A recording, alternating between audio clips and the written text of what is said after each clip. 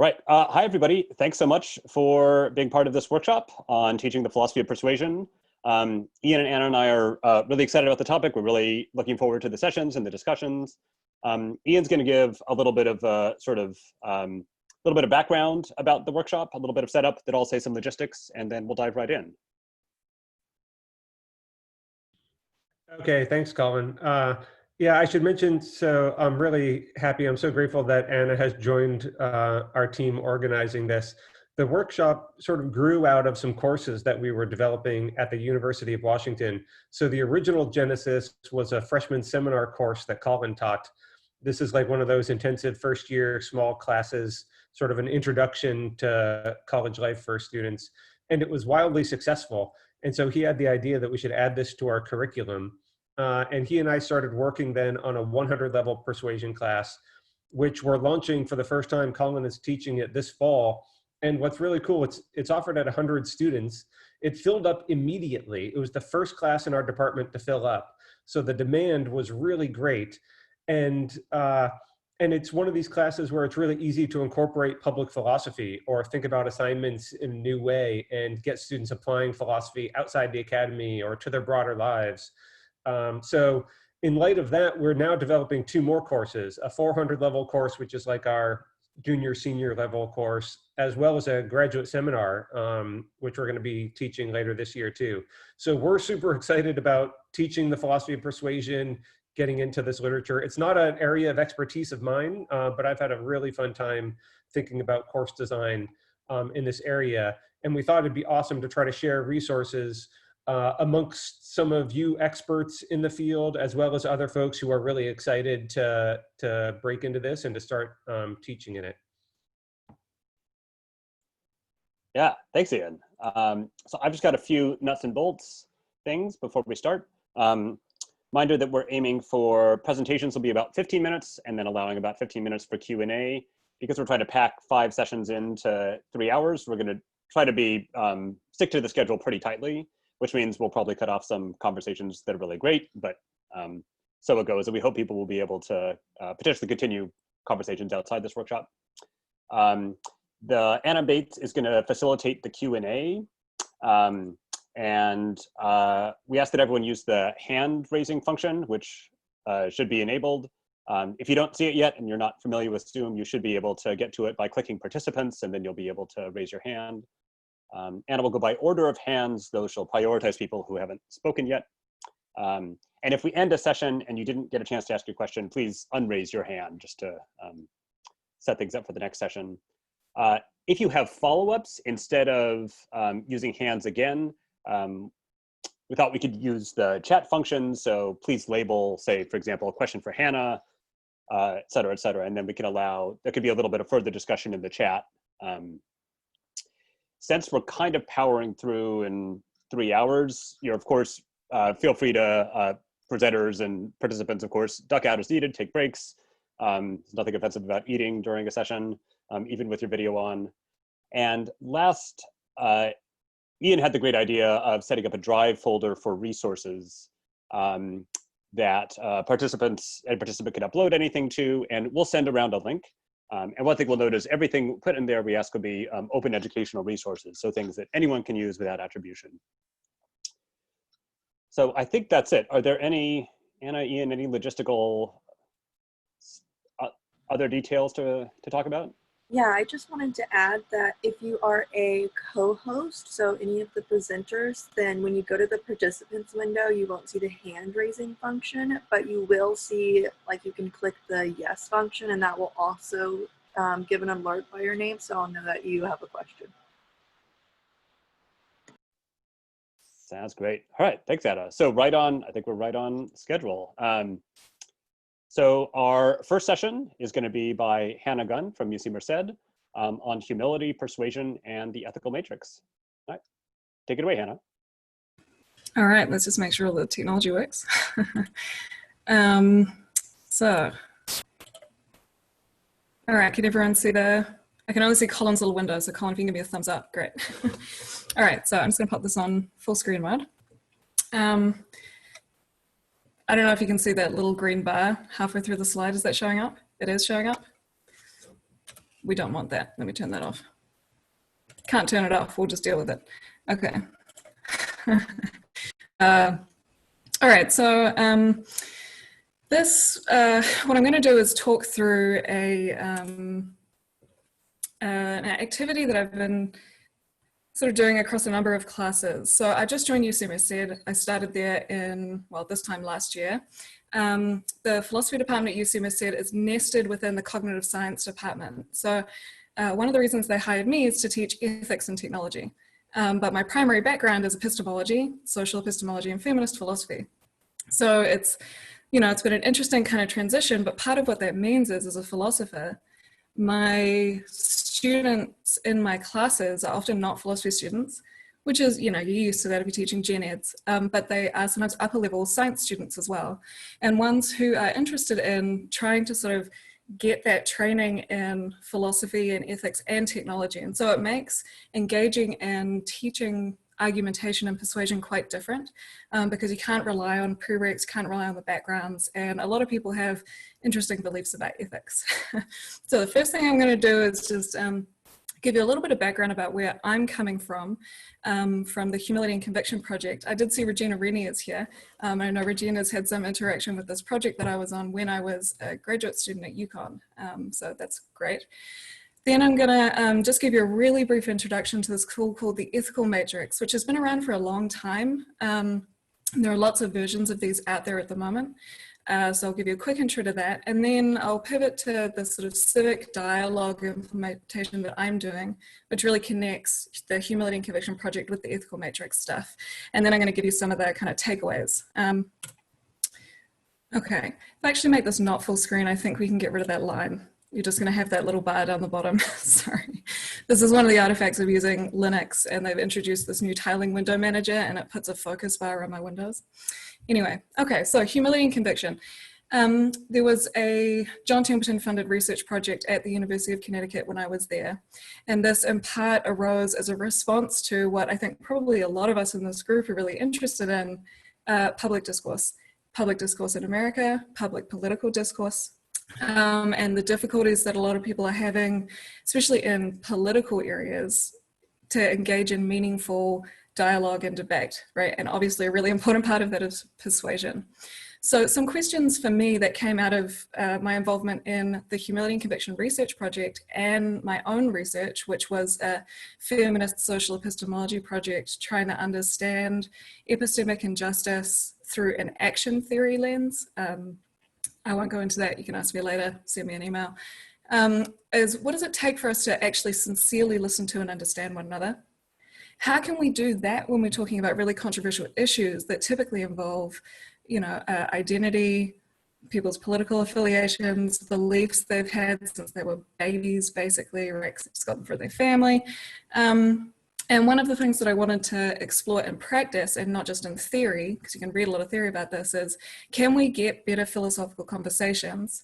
And can we get better epistemic community? And that's one of these core ideas that I'm working on a lot in research at the moment, through a kind of perspective taking. So some of the research background here. In my time on the Humility and Conviction grant, I got the job as one of the, heading the kind of the teaching, the pedagogy wing of the research project. Part of what this involved was running summer social ethics classes where this was part of a psychology study that we're doing. It was kind of a proto study. We're sort of exploring the application of this model of intellectual humility that Ben Mayer, who's the first author here on the paper, had developed in a previous grant on intellectual humility. And we wanted to see if we could make our students more intellectually humble. And we wanted to see if we could make them more intellectually humble than students might normally become in an ethics class. So we were partly seeing, you know, does a normal ethics class make them more intellectually humble? And if we intentionally go about trying to make them more humble, can we do that? What we found was really interesting, and I've summarized some bullet points here on the slide, which you probably already read, but I'll talk over them anyway. So the first was that in our intervention class, and I was teaching the intervention classes, so what we did is it was kind of a theory and practice. So we taught intellectual humility as a concept. So it was part of the core concepts of the class, they had to learn it. The particular model that they had was the the broadest model of intellectual humility, which is the one that we used on the Humility and Conviction grant for, if you go to the Humility and Conviction website, you can get the PDF of our initial literature review.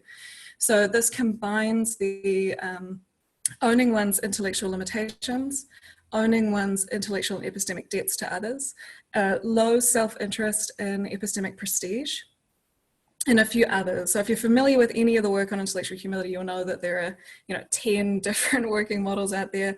Some of them are family resemblances, So we just used this kind of broad family resemblance concept in the class, though the measure of intellectual humility in this study was a particular psychological measure that they had developed on a previous grant project. So,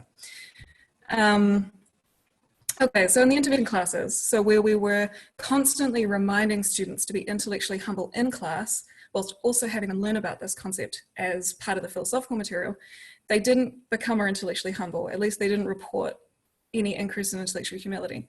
What did happen is they perceived other people as being more intellectually humble. And that was really interesting to us. And if you think about it, I mean, that's really going to change the dynamics of a conversation. Even if you're not necessarily going to relent on any of your convictions, however well held they may be, the fact that you're more charitable or more willing to listen to other people because of these kinds of interventions was interesting in and of itself. I'll say that we ran this study, or we did these classes, I think over 3 summers. It's still very much proto, right? It needs to be followed up on, but it's interesting enough result to keep following up on it.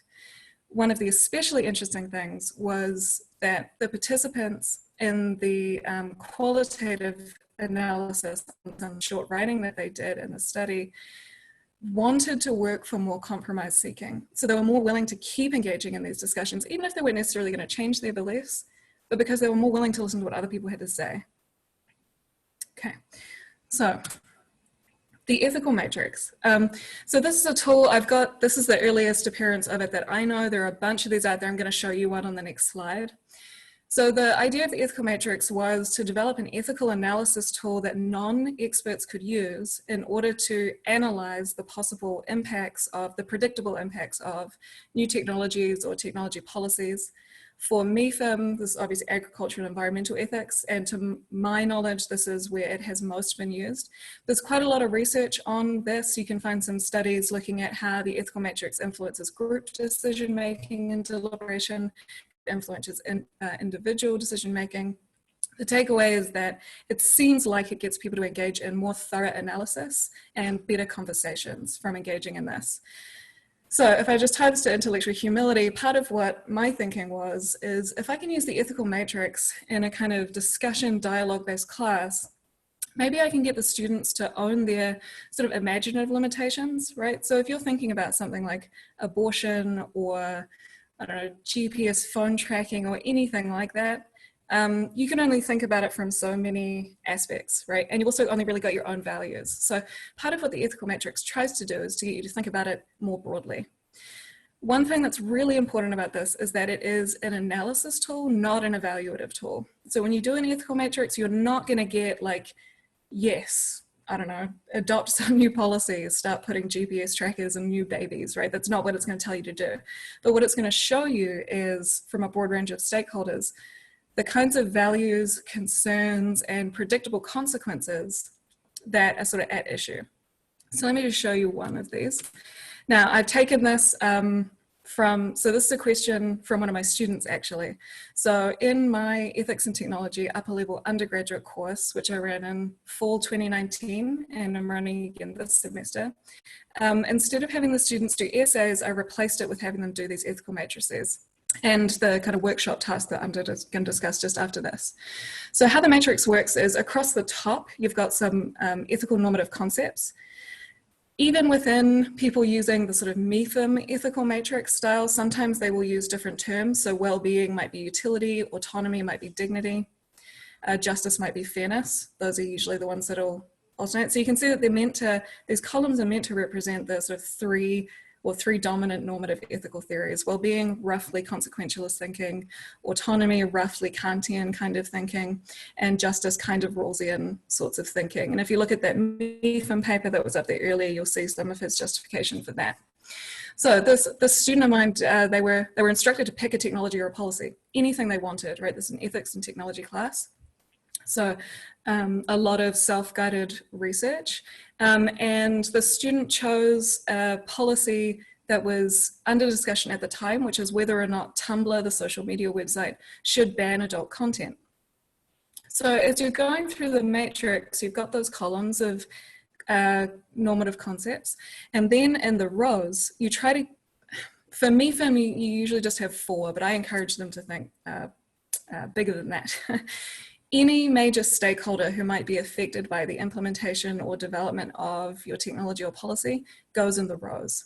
So this is not her complete list. I just picked a few because they, you know, it's a slide. I didn't want to put too much on there. So women were one of the stakeholder groups she considered. The queer community was another stakeholder group that she considered. Ages 13 to 17, she had a bunch of different age groups. Verizon Media was the current owner of Tumblr. And she also had the moderators at Tumblr and other people who work at Tumblr. So a bunch of different stakeholders. I just put a few of the concerns that she surfaced there. So the first was that you've got women and well-being. Now I'm not going to go over whether or not she's correct in categorizing these. That's part of the teaching process. So that's, I won't go over it, but these are some of the things she put in there. So for women, she was worried that there would be a decrease in well-being because if Tumblr banned adult content, a lot of women might lose access to a tool for better sex education that they were not getting elsewhere. For the queer community, and this is where a lot of the discussion ended up focusing on this matrix, was that if they banned the adult content, they would lose an important platform for the expression and exploration of people's sexual identities. So, I mean, one of the things that's really interesting about doing these matrices is the stakeholder groups often end up lining up, but the kinds of things that students and people who use these, other groups who use the matrices will put in the cells vary wildly, right? People are just gonna come up with very different things. So one of the powers of this in a classroom setting is having students do these in groups or individually on the same problem, and then having them bring it together and compare. I've been really surprised by some of the stuff that students have come up with as stakeholders and as content for the cells in these, which has really kind of expanded everybody's thinking about the problem. Again, doesn't give us a solution, but we're not looking for solutions with the matrix, right? So matrix is a tool for analysis. All right, so next piece. You may have heard a lot over the past sort of 5 years or so, as everybody's been really interested in public discourse, there's been this big uptick in facilitated dialogues, facilitated dialogue training, facilitated dialogue centers. And through Humility and Conviction, we had people from the Civic Dialogue Center. I just put the web address there, actually, they have fantastic resources. And so I wanted to try to see if I could combine what I got out of Civic Dialogue with the ethical matrix. So that's what I'm just going to talk about for the next 5 or so minutes. So the class again was ethics and technology. Most of what we were talking about was big data. But at the end of the semester, I wanted to do some stuff about whether or not we should genetically engineer all future humans. So I tried to sort of sneak in a bunch of reproductive stuff throughout the semester as well. So PGD is pre-implantation genetic diagnosis. The idea here was to think about PGD and a fictional, non-existent AI modeling company, which I called Models for You. Because AI companies always have terrible descriptive names. Kids Plus, full disclosure, total riff off of a Margaret Atwood company from Oryx and Craig Bliss Plus. But anyway, Kids Plus sounds sufficiently dystopian for what I had in mind for what this company would be. So part of what we're trying to do in the class as a primary learning outcome is to get the students to understand what big data is, understand how it's being used in a bunch of different technologies, and to solve a lot of social problems right now, like recidivism risk algorithms and court decisions, homelessness algorithms that are trying to decide who should get homelessness benefits, that kind of thing. And we're trying to, I'm trying to get them to really take seriously the idea that when you design a model, when you design an algorithm, you're building in your own values, your own ethical preferences, the things that you think matter. Actually, in a lot of cases, you're building in no ethical preferences, you're building in prudential, pragmatic preferences like efficiency and saving money and things like that. So I don't know, came up with these fictional companies. The way that this activity worked in the class, the students were divided in groups. This is a 45 student class. This semester it'll be a 60 student class. So they were in groups of about 5. first rotation, everybody acted as Kids Plus, and on I have a slide where I have some of the questions that I had them answering as these models. So they had to try to come up with a brief. So imagine you are a PGD company, a private company, who wants to offer pre-implantation genetic diagnosis as a consumer product. How are you going to decide who gets access to your PGD resources? So the thought is that Models for You is the modeling company, the AI company that's going to design an algorithm that'll meet the brief of Kids Plus. Okay, so sorry, there's a lot on this slide. So if we just look at Kids Plus first, so just some examples of some of the questions I had them considering as they were kind of role-playing. So the first was that for Kids Plus, what is the goal of your company? Who's your target customer base? Is it everybody? Is it infertile couples? Is it queer couples? Who are you trying to cater to? And given your customer base, give us 3 primary goals to include as parameters for the modeling company. Now, I loosely based this off what actually happened in, I do this every time. There's a state that starts with an I, and they call themselves Hoosiers. Hoosiers? I can't even say it. Anyway, Illinois. It might have been Illinois. Indiana. Sorry, I just got a shout from the other side of the house. Indiana. So they had their local government wanted a modeling company to provide them with an algorithm that would help them decide who gets health benefits and TAMP from food stamps. And you can see this is explained in the 2nd chapter of Virginia Eubanks' Automating Inequality. That was the course text that I had for this class. The state gave the company 3 parameters: efficiency, reducing the number of free riders, saving them money. What ended up happening, you can predict, I guess, is that the default operation of the algorithm was to kick people off their benefits. It's a very easy way to streamline your roles, save money, and make the process more efficient. So I was kind of basing it off what actually happened in that case. So give them 3 constraints. So then when they do Models for You, they had to take another group's brief and try to come up with some definition of success for the model. So given what your customer wants, what's going to be success for you?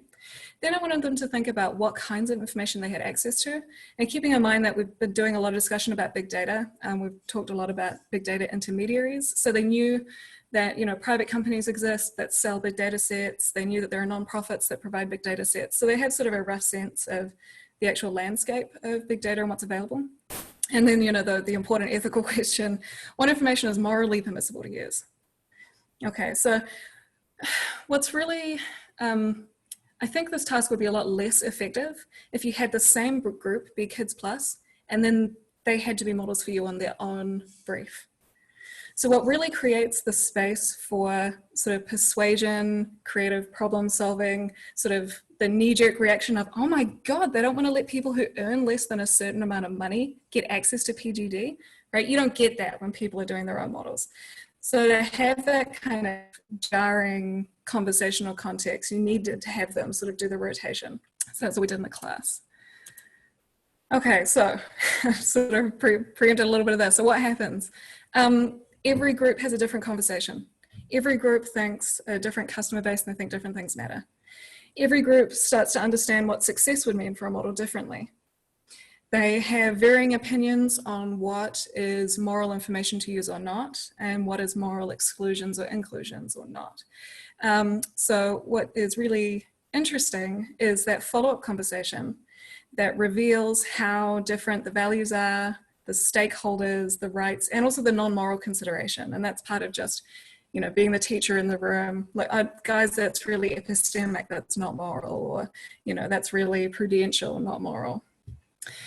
So we did this as a group, we did that activity, they rotated around, they got that reaction, and then we did an ethical matrix as a whole class. And so we tried to take all of the things that had sort of come up, different values, different stakeholders.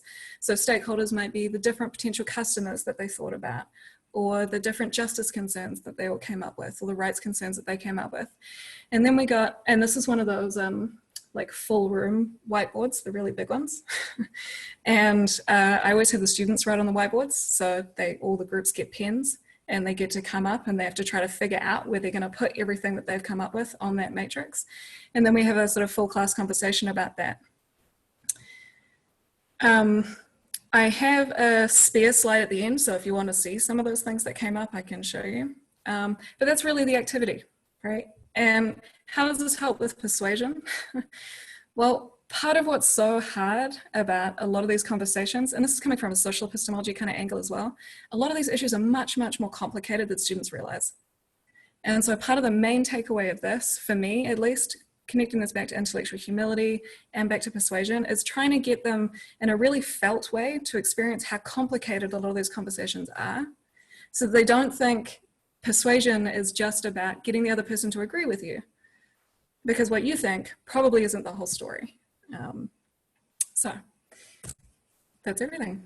Kia ora. Thanks. Do you want me to leave this up, or should I take that down? We just have the thing. Let's take it down so people's, Yeah. there could be a little more face-to-face conversations. Cool. Yeah, thanks, Hanna. That was great. Yeah, no worries.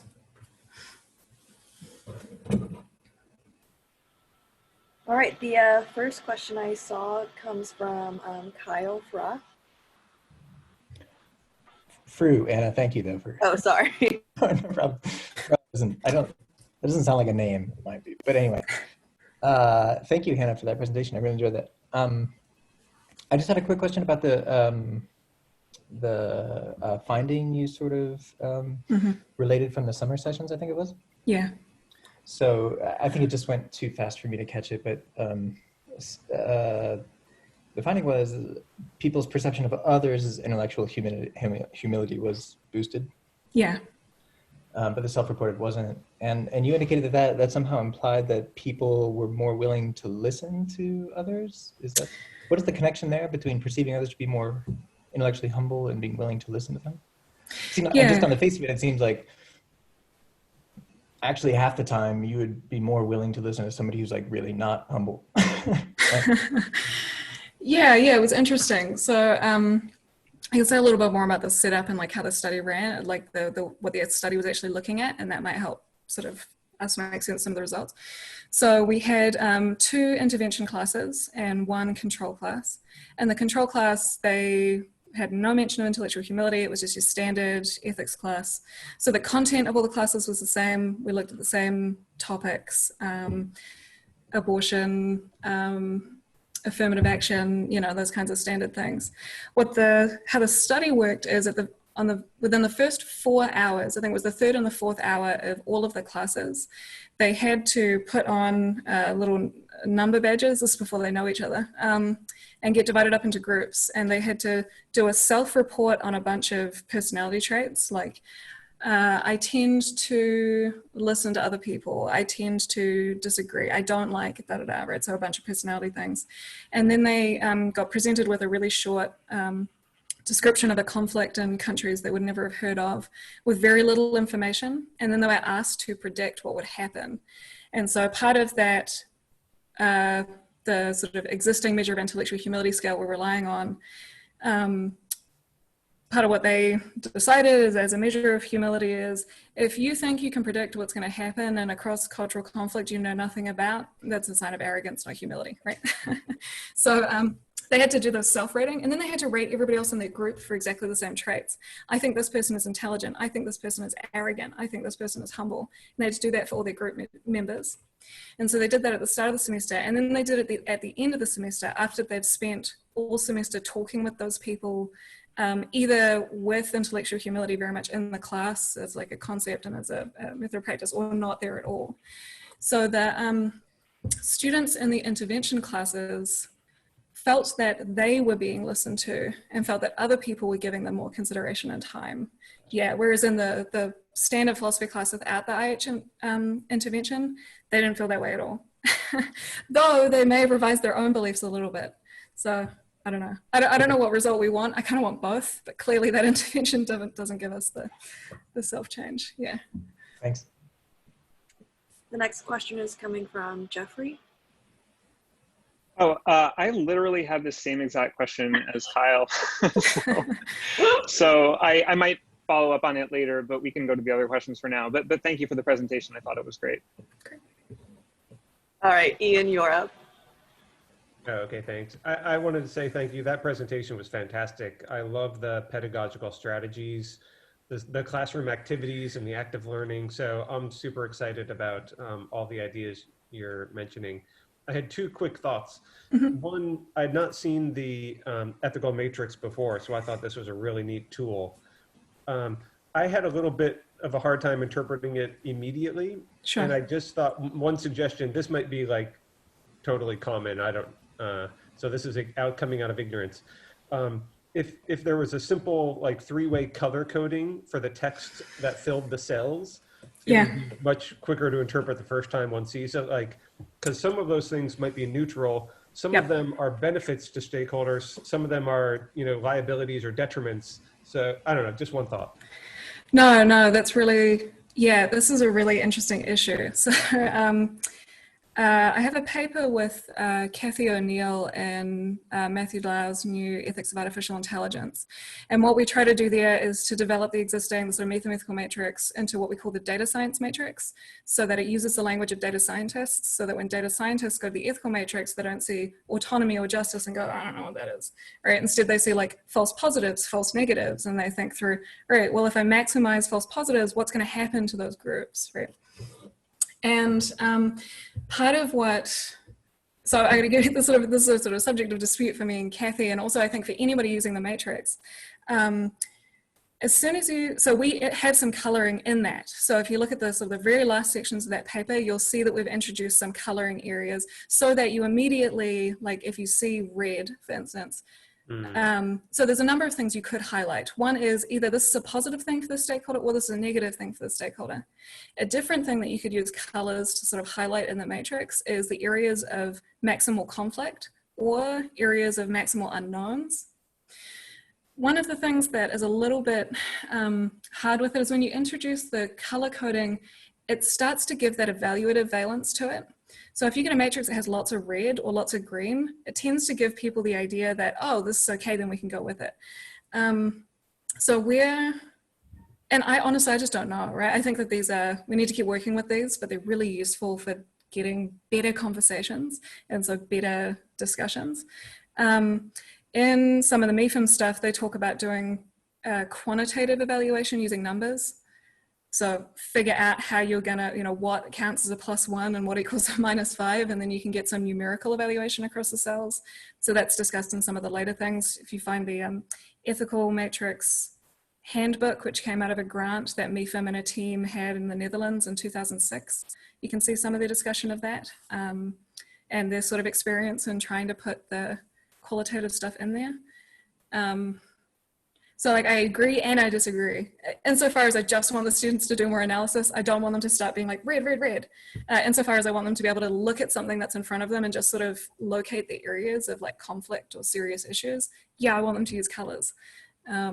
Maybe a good idea would be to have them do both. So like have them do a non-colored matrix first and then have them resubmit it, or have them submit somebody else's matrix and do the coloring for the other person, right? That could be an interesting variation, Yeah, that's great, because that's sort of a comprehension test also. Like, how did you understand the way they were filling the cells? Yeah, that's super helpful background. Now I have a much richer sense of some of the complexities and the costs or benefits of using color. That's really cool. Yeah. My other comment, I'll try to be quick, was just a follow up on Kyle's. I was wondering if it's possible, and hearing more of your study design was helpful, if the fact that folks didn't report greater intellectual humility self-reported might actually, there's sort of a paradox in that, because there might be sort of credit seeking when you do so. So the mere fact that they didn't report higher rates might be a sign that they did grow intellectual humility or something. I don't know. Maybe there's a follow-up study where you could measure that or not. Just a thought. I mean, the follow-up study I want to do is to do the first study with proper controls. So they're like, I'm not going to sit here and list the weaknesses, but I could. So I would like to see that study done in a better way. They were never told that's what was going on. So the spiel that the students got was that this was a study on the effectiveness of my teaching.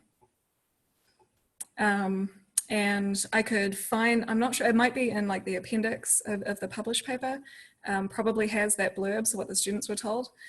I don't know. I honestly don't know. I would be really interested, yeah, in seeing how that goes. I don't know where, Ben has changed universities, I think twice since we did that study. So I don't know what he's looking at right now, but he might've done some follow-ups on some of those kinds of questions, yeah. Okay, well, on that note, thanks again, Hanna, for starting things off with such a great note. So cheers, thanks for listening. So our next session comes from Jeff Sebo at NYU on persuasion and context. So go for it, Jeff. Okay, great. Yeah, thank you again for organizing this and inviting me to participate. This is really great, and hopefully I think will be really helpful. So I want to talk about persuasion and context, and in particular, I want to talk about how we emphasize the importance of context when we teach our students about persuasion, and hopefully get some other ideas about how we can do that better. So first I should share a little bit about my own context. My background is in philosophy. My PhD is in moral and political philosophy, but I now teach in bioethics and animal studies and environmental studies. So these interdisciplinary, practically oriented fields. And more specifically, I teach in an environmental studies program and direct an animal studies MA program, and also teach animal studies undergraduate classes. And so we conceive of these fields quite expansively. We think of animal studies and environmental studies basically as the study of what animals in the environment are like and how we relate to them and how they relate to each other, and the moral and social and political and economic and ecological and aesthetic, et cetera, significance of those relationships. And so this is very multidisciplinary. It spans the humanities and social sciences and natural sciences, and also runs the spectrum from theoretical to practical. We think about a lot of theoretical issues, but we also think about a lot of practical issues, especially concerning animal and environmental protection. And we do that work for the benefit of and in collaboration with advocates and policymakers. So this is the context of my own research and teaching and administrative work. And because of that, a lot of the students who come through our program are quite interested in going on to careers where, as academics or as advocates or as policymakers or in some other way, they advance animal and environmental protection. So a lot of our students come into our program looking to learn more about these issues, but also looking to improve their abilities as animal and environmental advocates. So a lot of the classes I teach are about ethics in animals, environment, activism, effective advocacy, and so on. And we do a lot of exercises where we think about how to be effective and persuasive advocates in particular contexts. And we really place a lot of emphasis on the role of context in a way that I want to talk about. So I think, as everybody on this call knows, effective advocacy and persuasion requires thinking about a lot of things at the same times and engaging with a lot of fields at the same time. So for example, if, as is the case with many students in our programs, you have an interest in persuading people to join the project of abolishing factory farming, you need to consider a lot of things at once. You have to think about what are the best information and arguments, what are actually the human and non-human and environmental impacts of different food systems, including but not limited to industrial animal agriculture, and what is the best current information about how to effectively motivate and persuade people in particular situations. And then you also have to think about the features of those situations. What is the identity of the speaker? What is the identity of the audience? What are the power dynamics between the speaker and the audience? What is the broader social and political and economic context in which this interaction between speaker and audience is taking place? And you have to consider all of these issues, not only strategically in terms of their effectiveness, but also ethically and politically in terms of whether these ways of interacting with other people are morally permissible and part of sort of just political relationships. And so even when we talk somewhat narrowly about persuasion and advocacy, we have to end up considering all of these different issues and showing our students how to consider all of these different issues and internalize a practice of keeping all of these issues in mind whenever they approach the task of talking with someone about something in a particular situation. So for example, again, to focus on animal advocacy as a case study, there are all sorts of general features of animal advocacy that end up being relevant to a lot of interactions that our students are going to have with people. One is, of course, that they're going to be interacting with people in a highly speciesist society that formally and informally excludes anti-speciesist perspectives and voices, and that makes use of language and concepts that normalize and center speciesist ideas and marginalize and stigmatize anti-speciesist ideas. And that will already have the effect of framing the opposition, as it were, people who are interested in preserving the status quo, as reasonable, and framing your perspective as unreasonable, right? As emotional and irrational and extremist and so on. And then, of course, in addition to being in a speciesist society, we also live in a racist and sexist and ableist, et cetera, society. And so for people who are, for example, women animal advocates, or people of color animal advocates, or disabled animal advocates, there are further respects in which their animal advocacy might sometimes be experienced as emotional or irrational or extremist, because not only of the perspective that they would be advancing, but also because of the identities they hold and how those identities are framed and operate within the power dynamics that we have in our society.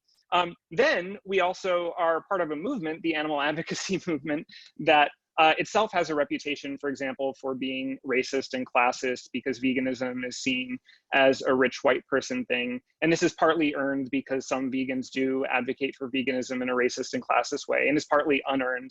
People are being defensive and are cherry picking bad examples of vegan advocates.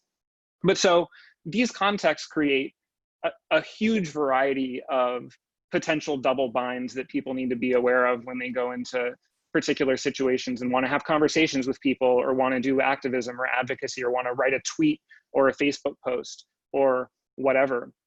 And so we need to think about how might your perspective be framed as racist or classic or ableist? How might it accidentally actually be racist or classist or ableist?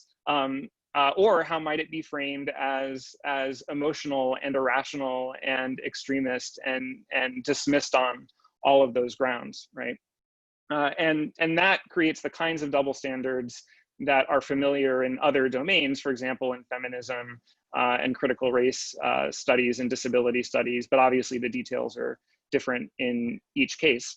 So for example, when we think about the strategic and the ethical pros and cons of confrontational and non-confrontational animal advocacy, you often reach a situation where, on one hand, if you engage in confrontational animal advocacy, if you go into restaurants and argue that people should go vegan and accuse them of eating animal bodies and so on, then on one hand you are, speaking what you take to be truth to power, but are also feeding into these stereotypes of animal advocates, and especially certain kinds of animal advocates, as emotional and irrational and unreasonable and extremist, and that can make it easier to dismiss you. On the other hand, once you get into the game of respectability politics and only advocate around your issue in ways that are seen as acceptable to people, then you box yourself into a very narrow set of respectable options, and you might not be able to really shake up the status quo or plant any seeds of doubt.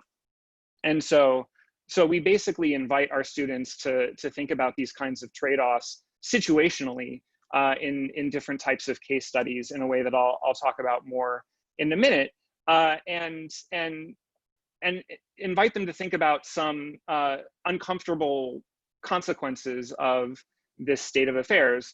For example, it might not always be possible to make an interesting and important point in an ethical and strategic way. There might be some points that in this context, given your identity, you simply cannot make in a way that will be effective and persuasive. And even in situations where, given the context and your identity and the audience, you can, make a certain point effectively and persuasively, it might still take a lot of skill to do, and you might have to add a certain amount of detail and nuance and so on. So it won't always be possible, and even when it is possible, you have to be very careful and keep a number of things in mind. Also, sometimes the things that will be persuasive will not be received as persuasive and experienced as persuasive in the short term. The types of advocacy that people will call persuasive and be persuaded by will be the types of moderate incrementalist advocacy that nudge people a little tiny bit in a certain direction without at all getting at the foundational structural issues. Meanwhile, the types of advocacy that get at the foundational structural issues and shake people up might be experienced as unpersuasive. You might leave that interaction with people thinking that you are unreasonable, and they might be, if anything, more hardened around their current position, but you've played a role that down the line will make it easier to make certain kinds of progress. And so your work might be persuasive in the sense of participating in a collective effort to advance a certain perspective over the long run, but it might not be persuasive in the sense of directly and individually persuading someone to change their mind about an issue. And so talking about it in this broader way, in terms of facing the possibility of sometimes being experienced as unreasonable, as irrational, as unpersuasive, as a necessary part of participating in this broader activity of persuading people over the long run, is a challenging thing. And so we try to talk about that both by offering our students a multidisciplinary education and looking at materials in the humanities and the social sciences and natural sciences, and looking not only at animal and environmental issues, but also issues in feminism and critical race theory and disability theory and so on. But we also do it through exercises and assignments that invite our students to consider and sort of experiment or practice at different types of communication. So for example, in one class that I teach, a capstone seminar, which is kind of like a professional development seminar, we look at case studies where advocacy goes wrong or seems to have gone wrong and ends up being really controversial and doing more harm than good. Cases where people compare oppressions in clunky and dehumanizing ways, for example. And we also practice at giving professional talks, public talks, writing papers, writing op-eds, writing tweets, and then we share them and we evaluate them and talk about how they might be experienced by different people, and how we can strike a balance between being accurate and truthful while also offering a powerful, memorable message that can reach different constituencies in the right kinds of ways. And those are really, really useful experiments and really fun to do too, I should say. And so the final thing that I'll mention is that these questions apply at a higher level for us too. So, you know, I'm not teaching these issues in a logic class, I'm teaching these issues in an animal studies or environmental studies class. And that leads to similar types of risks for my own teaching. When I teach some issues like persuasion in the context of animal advocacy or environmental advocacy, it can raise questions about whether I am being an objective and impartial teacher, or am I being an activist or advocate who's using my position as a professor to indoctrinate my students into a certain perspective. And even more generally for the fields of animal and environmental studies, we need to strike a really careful and strategic balance with respect to how political we claim to be and how much we claim to engage with advocates and policymakers, because there too, we face a certain kind of double bind that a sort of logic teacher might not face as directly, where the more political we are, the easier it is for people to experience us, not as true scholars and educators, but rather as the sort of academic wing of an advocacy movement that can be dismissed within the academy. But then the more apolitical we are, the more we frame as neutral things that we should not be neutral about. And the more we miss opportunities to engage with advocates and policymakers in ways that are useful. And so not only do we have to teach these lessons to our students, the value of thinking about context in general and in your particular case, but we also have to think about these questions ourselves when it comes to what title do we give to our class, and what readings do we assign, and how do we approach the conversations as professors, so that our own teaching can come across in the right way, in the same type of way that we're encouraging them to think about their activism or their other types of work coming across in the right kind of way. So none of that has gone into a lot of detail, and I'm happy to go into more detail in the discussion, but I mainly just wanted to give you a broad sense of how we try to complicate the discussion and bring in as many fields and as many issues as possible, just to sort of overwhelm our students and really help them to appreciate how really essential it is to be thinking about all of these things, and to be thinking about them holistically, not just erring on the side of always doing the thing that will be seen as respectable and persuasive, or always erring on the side of doing the thing that, you know, speaks truth to power no matter what, because the truth is that effective and persuasive advocacy is often going to require some very delicate, contextual, holistic balance among those considerations. And that's going to be something that they have to figure out situationally. Okay, I'll stop there, but thanks again for organizing this and including my talk.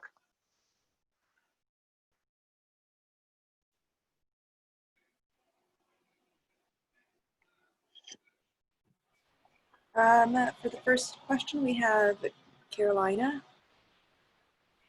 It's Carolina, but thanks, Jeff. Thanks for the great talk. I was wondering if you have thoughts on integrating teaching the importance of context to persuasion with some kind of more traditional material that you might want to teach in a like intro level about just like, you know, what counts as a good argument, what would be sort of like, what would be like common like reasoning mistakes and stuff like that, because like that side of things is sort of trying to give students a like very sort of like clear structure, which is sort of the opposite of like, you know, going out into the world and being like, wow, it's actually really complicated what reaches different people and doesn't. And I was wondering if you have thoughts on like striking a balance between doing those two things or integrating them. Yeah, thanks. So I can speak to that a little bit, and I'm sure other people have lots of thoughts too. So, you know, in philosophy classes, for example, we often do teach people certain arguments or ideas through, you know, extremely simple, abstract, reductive thought experiments, the kind that might or might not be persuasive in the real world, and might or might not, for that matter, be persuasive all the time in the classroom.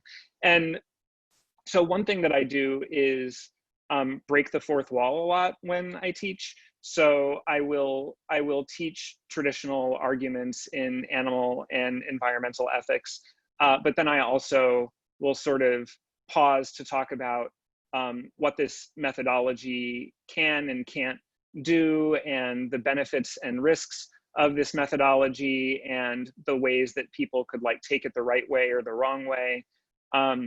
And so that both sort of helps them see like what this can and can't show about moral philosophy, but it also helps them see this as one of many ways that we can try to communicate around issues that has sort of both philosophical and strategic costs and benefits. So with respect to trolley problems, for example, I'll talk about how this is the sort of philosophical equivalent of a highly controlled laboratory study, right? It helps us like control for variables and really get at one issue in a way that might be illuminating, but it also like is nothing at all like the real world. And so we can't directly translate the results to the real world. And then sort of the more naturalistic case studies that we might consider have the opposing strengths and limitations.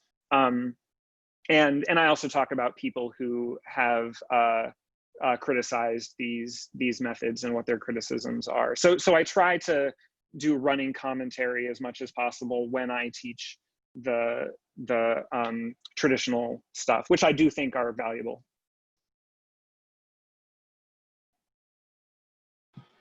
Colin? Great, thanks so much, Jeff. That was great, and I thought, you know, did a nice job of highlighting some of the value of pedagogical exercises and tools like the one Hanna was talking about. So I was curious about the kind of feedback you've gotten from students in the program. Like which things have they found most helpful? And I can imagine that being sort of there's at least two ways of being helpful. One is getting some affirmation for stuff they were doing but didn't feel good about. Like I was trying to persuade people, they weren't instantly persuaded. So helpful in an affirmative sense. But then also, and maybe a little more so, are there things that they've said like, oh, now you've helped me do something differently and it's working better? Yeah, so have you gotten feedback like that from students? And if so, what did they focus on? Yeah, yeah, I definitely have. And I think a lot of people in our program and our field have and do. But we also have to take those with a grain of salt, because a lot of things can seem like they work, you know, in the classroom, but then you have to go out and like practice it and figure it out in the real world. But I think our students appreciate this both because it like impresses upon them the importance of effective advocacy. Like this is not a situation where simply going out and saying what you take to be true is going to be effective, right? You really do have to think strategically about it. And sometimes that can be really frustrating and can involve a lot of compromises. And so I think they really appreciate hearing that, and they feel like they're empowered to do things in a more sort of thoughtful and holistic way. But I think also it's reassuring for them because it is a reminder that there's no sort of universal, simple toolkit like way of reliably doing this well. And even if you don't get immediate positive feedback in the short term, that doesn't necessarily mean that you're doing it the wrong way. And if you do get positive feedback, that doesn't necessarily mean that you're doing it the right way, because this is a situation where sometimes doing it the right way is going to involve not being liked and not being experienced as reasonable or persuasive in the short term. And so I think it's helpful both. They have reported that they experience it as helpful both because it gives them a way of thinking about things that will make them more likely to sort of be thoughtful and sensitive and effective in context, but also because it helps them to remember that they're like participating in a long game, and they can be doing their work perfectly and still not getting immediate social change as a result, and that doesn't mean that they're failing. Cool, thank you. Kyle? Yeah, thanks. Just as a quick follow-up to Colin's question, I thought it would be really interesting, since you mentioned, Jeff, that you're involved in the program and a master's program. It'd be really interesting to follow up with graduates of the program at different stages of their careers post the experience there, and figure out in retrospect what they have identified as helpful, as you say, that there are limitations on how interesting it might be for what they identify at the moment. Yeah, I agree. The question I wanted to ask was, all the complexity you raise, it seems like undeniably important. But it seems to introduce a kind of tension into persuasive communication, Mm-hmm. such that it would have the systematic effect of making your communication more strategically calculated. Mm-hmm. And that might be at odds with your communications being authentic in some ways, right? And I think this is especially problematic now, where every public figure has people managing their messaging, right? Where corporations are trying to trade on this on every kind of platform in order to communicate and persuade people, right? And so like we have this authenticity crisis maybe, where every kind of communication is calculated now. And so I just wonder if that's come up, or how that figures into the kind of complexity you're talking about. Yeah, it has come up in a bunch of ways. And by the way, there's some other tensions too that I thought you might have been bringing up, but that maybe we could talk about later. For example, the trade-off between a complex, nuanced message and a simple, powerful, memorable message, which is often strategically important. So yeah, I think that is a trade-off and is an unavoidable one, and is one that we should just lean into. And that is basically what I communicate to my students. And I think it helps to think about this as a virtue ethicist. So we spend time in these moments talking about Aristotle and about how ethics is in part a practice that you have to, internalize in the same way that you do riding a bike or playing a musical instrument. It might be highly sort of calculated at first, because you need to be thinking about everything you need to be paying attention to and doing everything in the right way. But after you practice enough, you start to internalize certain norms, and then they become a part of your genuine, authentic way of communicating around certain issues with some people. So yeah, it is true that when I walk into a new situation and I'm thinking, it's my first time thinking about how my identity shapes how people perceive me, and how their identities shape how they perceive me, and so on. If it's my first time thinking about that, I'm probably gonna trip over my words a little bit. And I think that's just an undeniable, just an unavoidable way of growing in our ability to socially engage with each other in a thoughtful and effective way. But once you get enough practice and experience engaging with people and sort of appreciating these issues, you internalize that, and then it comes out, as it were, naturally, and then your performance can not only appear to be, but actually appear to be, actually be more authentic. Anjali? Hi, I just wanted to say thank you so much for your presentation.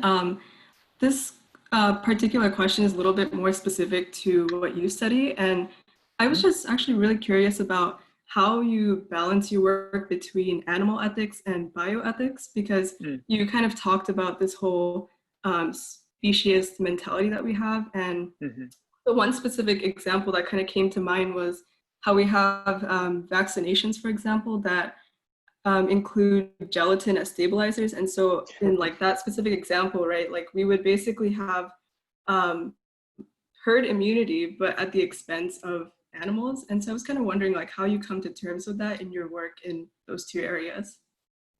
Yeah. I mean, I certainly won't be able to answer that question in any kind of complete way right now, but I would love to talk about it outside of this session if you'd like to. But yeah, I mean, I think part of why it can help to work on these different issues at the same time is that there are all sorts of interactions across them, and sometimes tensions across them too. And of course, this is true of any practical issues people might work on, but with animal ethics, environmental ethics, and bioethics, sometimes there are trade-offs. Sometimes the things that most effectively will conserve ecosystems are really bad for wild animal welfare. And sometimes the things that are really good for individual wild animal welfare are bad for ecosystems. And similarly, sometimes the things that are good for human health and well-being come at the expense of, for example, animal experimentation or the use of animals in vaccinations. And sometimes the things that are best for animals means foregoing certain benefits for humans. But if we open up our imaginations in the way that Hannah's work is going to get us to do, then I think sometimes we can see new options that are mutually advantageous. And broadly speaking, these issues all converge more than they diverge. So for example, animal agriculture is a leading cause of public health and environmental harms for humans and non-humans alike, including pandemics and global human-caused climate change. And pandemics and global human-caused climate change cause enormous amounts of wild animal suffering and biodiversity loss. And so I think if you focus on those areas of convergence where we can work on certain issues in a way that will be co-beneficial for humans and non-humans, and then within humanity for all sorts of marginalized humans, then we can make a lot of progress, and then we can find ways to mitigate and thoughtfully adapt to any harms or make any kinds of trade-offs that we need to make. Right. I know, I mean, I definitely know that this is the kind of topic where you could probably have a whole other presentation on. So yeah, I really appreciate it. Thank you. Mm-hmm.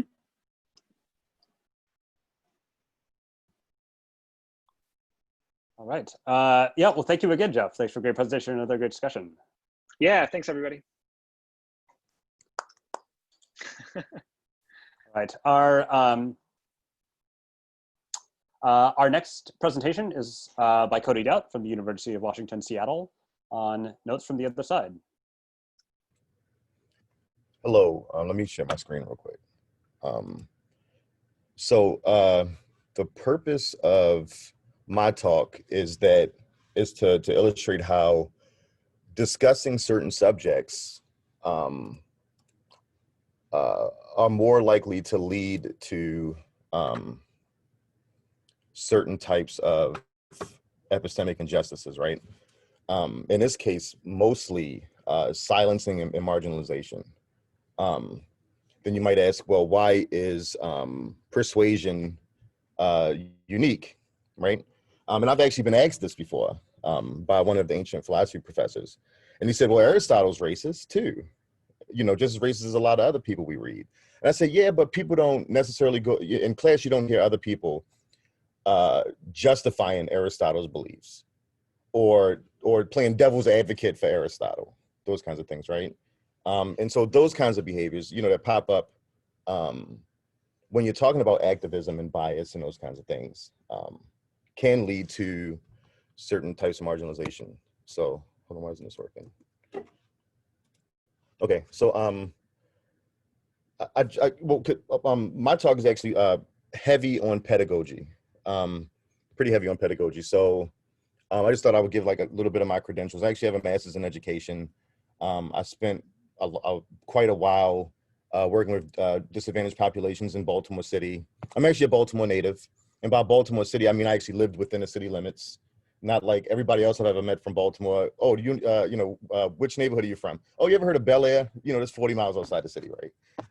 Anyway, and right now I'm a grad student at University of Washington. And just to head this off, maybe, before the question and answer period, or like what the purpose of this talk is, I would be a hypocrite if I tried to give a psychological explanation for any of these things that I'm about to talk about. And that's not what I'm doing. I'm just talking about these behaviors that are present in these types of contexts.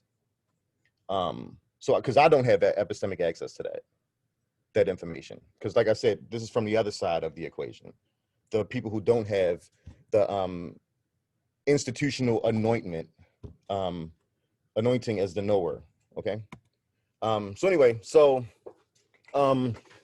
In a traditional student-pupil relationship, teacher-pupil relationship, one person has this institutional sanction to be the authority in the classroom, okay? And the rest of the people in the classroom are there to learn. Now, when you're talking about things like bias and persuasion and those kinds of areas, what can happen sometimes is that the role of the knower and the role of the person with the institutional sanction can switch. Okay, and that's a mismatch. And a lot of times when those kinds of things happen, the person who is in the role of the institutional knower doesn't realize it a lot of the times. Okay, because we're talking about sometimes there's a student who has experience that doesn't make it into the literature.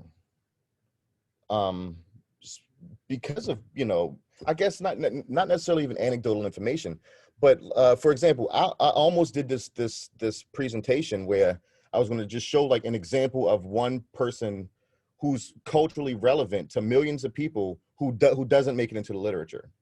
But then I decided against that, right? But the point is that there are, there is cultural knowledge that can be drawn upon that doesn't make it into the literature, and I just want to help people to recognize when that's happening, and sometimes when you might be in danger of silencing that person or allowing them to be silenced by other people. This isn't strictly about the professor or whatever, right? So anyway, and because, and what I've found since I started teaching and since I've been in grad school is that quite often the people who are from marginalized communities and the people who aren't in the classroom, and this includes the professor and other students, aren't working with the same sets of facts.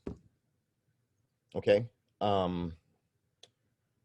There's actually like a really popular one that gets talked about a lot of the times, and that's, you know, whether or not Black men are actually systemically privileged, right? Like, we have the biggest protests ever in the world going on over how the country treats Black men, but then you have all these people saying that we're, you know, Black men are privileged, right? Like, and so you can see how people would butt heads about that in the context of talking about advocacy and all these other kinds of things, right? Does that make sense? Okay. Anyway, so and you see this pop up in lesson planning, right? So a good lesson planner tries to tap into their students' prior knowledge. Okay, and what you often see in that case is people will stereotype people or stereotype their cultural situations and everything in the name of trying to tap into background knowledge. And so that's the problem, right? So what we have is, like, sometimes people don't exactly have the correct nuance when dealing with people who aren't from the same, mostly I'm talking about socioeconomic backgrounds, mostly. Okay, anyway, so most of my presentation is actually going to be about silencing, right? And so you're probably wondering why Mr. Magoo is up here. And I think Colin and I actually had a conversation about this a long time ago, where if you don't know who Mr. Magoo is, I guess he's blind. I'm not sure if he's blind or not, because they always show him with his eyes closed, right? So it seems a little bit purposeful to me. But he walks around with good intentions, and he winds up basically wrecking these people's lives sometimes, you know, destroying their stuff, because he has the wrong impression of the situation that he's in. And I'm just trying to prevent, you know, some of this from happening. So anyway, so this isn't actually the original graphic I had up here. But so people, so here's the thing. Okay, how do I get this off of my notes? So non-dominant cultures aren't represented in people's political ideology. I think Jeffrey actually, like, hinted at this a little bit, where you talked about boxing. People can box themselves in when they want to adhere to, like, whatever the norms are in a situation where they're trying to persuade someone, right? The boxes that we have in our head about who has someone's best interest and who doesn't don't usually line up with the interest generated by the culture that the person is coming from. And most of this is obviously, like, it's going to apply to Black people, right? Because, or at least that's where most of my firsthand knowledge comes from. But I actually taught in the bush in Alaska for a year, and I would say their political interests don't line up with either political party either, right? And so what people tend to do sometimes is conflate philosophical positions with political positions in the classroom. I see this all the time. So what we actually have then is you can marginalize someone when their political positions that are self-interested a lot of the time don't line up with whatever political pundit you saw on CNN says that group of people's political interests are. And so what you have sometimes is you have a range of postures that the person can't, where the person who's in this position can't take a position. There isn't a position that the debate even allows them to take.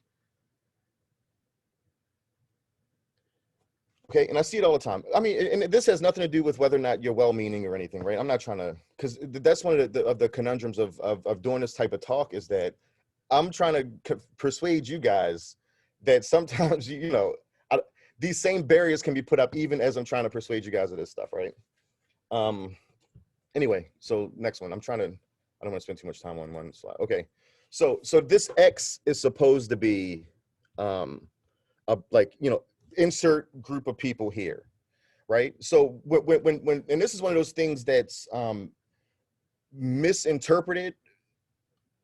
So because when people say all black people, for example, aren't a monolith, like if a Black person says that, what they mean is we're individuals just like you are.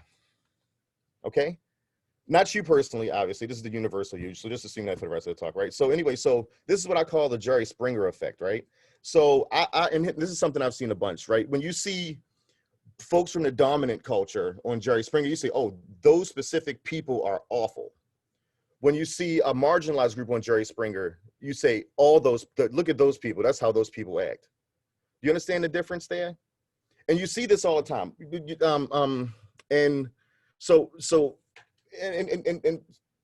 saying that all people, all whatever population isn't a monolith is supposed to preclude that line of thinking, but it's often used to silence people also. So for example,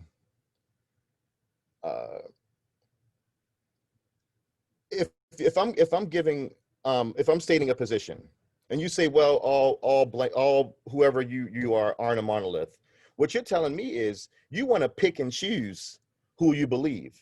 You're saying that I don't have to listen to you because other people who look like you or who talk like you or whatever it happens to be disagree with you.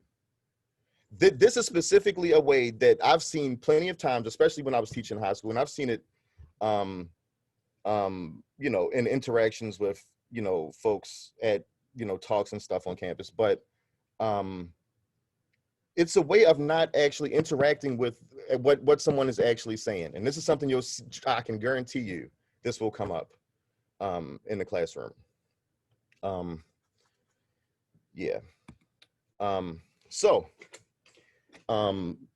this is supposed to be advocate versus playing devil's advocate. So the purpose, and this is another one that cuts two ways, right? So the purpose of being a devil's advocate is to help someone get better, right?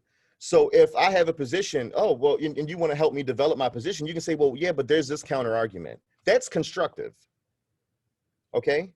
But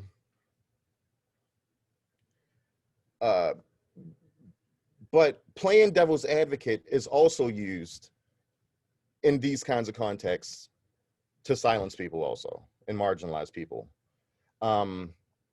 And a lot of the time, and I know some of these things on my slides will repeat just because like one of the ways that people play devil's advocate is to say that all blank people aren't a monolith, or in fact, using pretty like just specious language, right? And playing up on a position of power happens also. For example, if I say, well, such and such position is the exact same position that racists had 100 years ago, except you just have a different reason for believing it. Oh, well, but that matters if I believe it for a different reason. It's like, well, yeah, but that doesn't address like the actual effects of having that position. You understand what I'm saying? Does it make sense? It's just not helpful. So keep an eye out for that too. This is my last slide. So did I skip one? No, I didn't. Okay. So consensus, right? So a lot of people like to do group assignments, and in a good setting for most students, it'll foster debate. It'll help them expand, what they believe, give them an opportunity to interact with each other. But often, we use consensus to gauge whether or not someone's right and someone's wrong, or someone's wrong. So, and what can happen is like, if you see, this is probably the most difficult one to talk about because a lot of the time, the type of diversity that the powerful people think is relevant isn't actually all that relevant. So when you're putting people in groups, right? So so for example, let's say you want to keep it diverse and you put people from all different races in the group. But it's possible that all these people come from the exact same socioeconomic background and have generated a lot of similar ideas because maybe they all went to the same high school. But then you have one person from a rural village somewhere in Alaska who's going to have ideas that are completely different from everybody's. And they're not going to be in a position to convince these people that they should have a turn to speak, because it's easy to fall back on what I used to call it prejudice by committee or whatever it is like that. Does that make sense? Anyway, so I guess I'm hitting my 15 minutes. I got 30 seconds left. So yeah, I'll just I'll just my recommendation for small groups would be usually just to let people pick their own groups, because this is college, they're grown, and you don't know what people's backgrounds are. They might have a history with people. And just a really short anecdote. When I was in undergrad, I was put in a group. I went to University of Alaska, so you can imagine the kind of people I was in class with, right? Like as far as like political ideology, right? As far as me being from the inner city. And I was told, you know, by this guy who I never would have picked to be in a group with, because I don't like Confederate flags and stuff. But he said, well, Black people should be happy because we're not allowed to call them the N-words anymore. And there's nothing I can do to prevent that. Okay, anyway, so that's the end of my talk. Thank you. Appreciate it.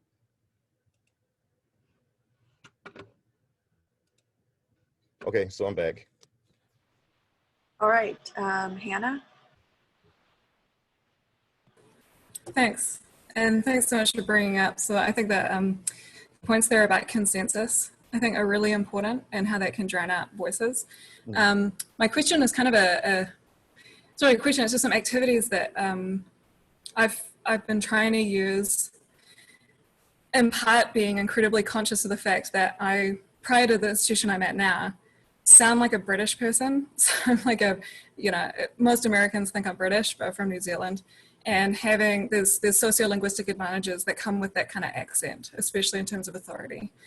And now I'm still that person, but I'm teaching at a Hispanic institution and an Anapesi institution, so the student makeup is very different.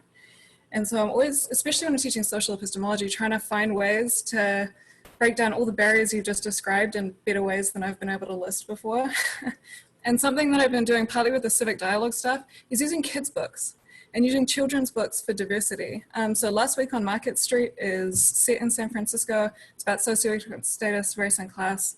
I use a number of queer feminist fairy tales, and another one about the name jar, which is about the cultural significance of names. And so we read those as a group. Everybody reads a couple of pages out loud. And then as the instructor, I just kind of sit back and let the conversation happen, and then try to tie it back to the theory stuff. But it's one of those indirect text kind of stuff that seems to be useful for getting, especially for the, I don't know, for all the students in the class, just sort of opens up a different kind of conversation about how the theory and the practice come together in the class to try to get around issues of silencing. So I don't know if you have other sort of methods like that you've been using in class to try to get the students to surface their own values into the conversation and make those connections back to the themes. Those are ones that I've been using. And I'm always looking for more activities or things in the class. You said small group. I mean, this is like the whole class. So they don't get to pick groups at all, right? It applies to the whole class too. Yeah, it applies to the whole class too, yeah. But even in whole group discussion kind of thing, yeah. So I take it you're teaching things like silencing and epistemic injustice and maybe, you know, Jose Medina's stuff in class. How do you integrate that theory stuff with the practice to get around these kinds of issues that you're describing? So what I do personally is the instructor sets the tone for those kinds of things, for the most part. And what I found is I'm not sure if they don't get recognized at the time or whatever it is, but most microaggressions just don't get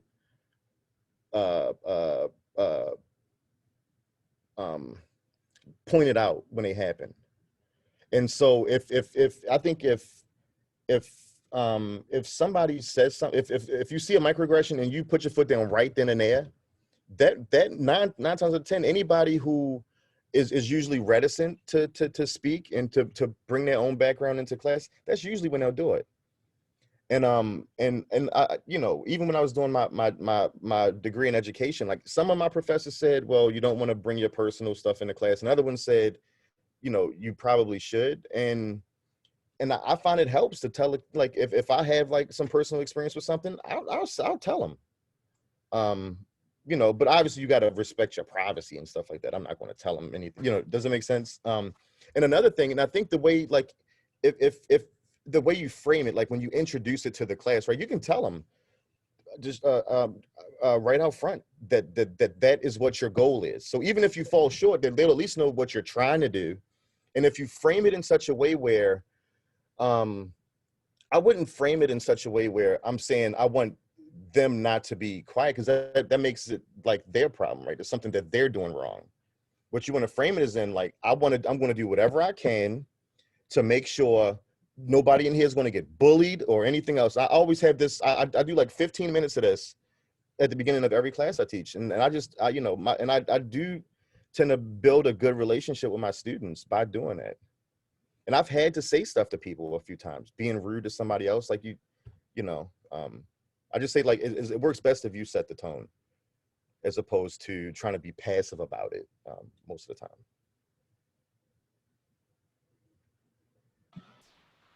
Ian? Hi, Cody. That was a great presentation. Thanks so much. Thanks, I had a question about the devil's advocate points that you were making. I've always had one worry about the way that instructors sometimes play devil's advocate, in that it makes it seem like, oh, this is just an abstract intellectual exercise to me. We might be discussing issues that are deeply threatening to you, but playing devil's advocate makes it so decontextualized and disembodied, and it seems like such a privileged maneuver in the philosophy classroom. It sounded to me like you were making a different point though than that, and I feel like I'm missing part of what you wanted to say there. So could I have you just maybe elaborate? Or okay, so by playing devil's advocate, and I understand about the disembodied, but by the time you get to college, I hope, by the time you make it into college and stuff, you're I mean, yeah, that is a good point that you make about playing devil's advocate. Like,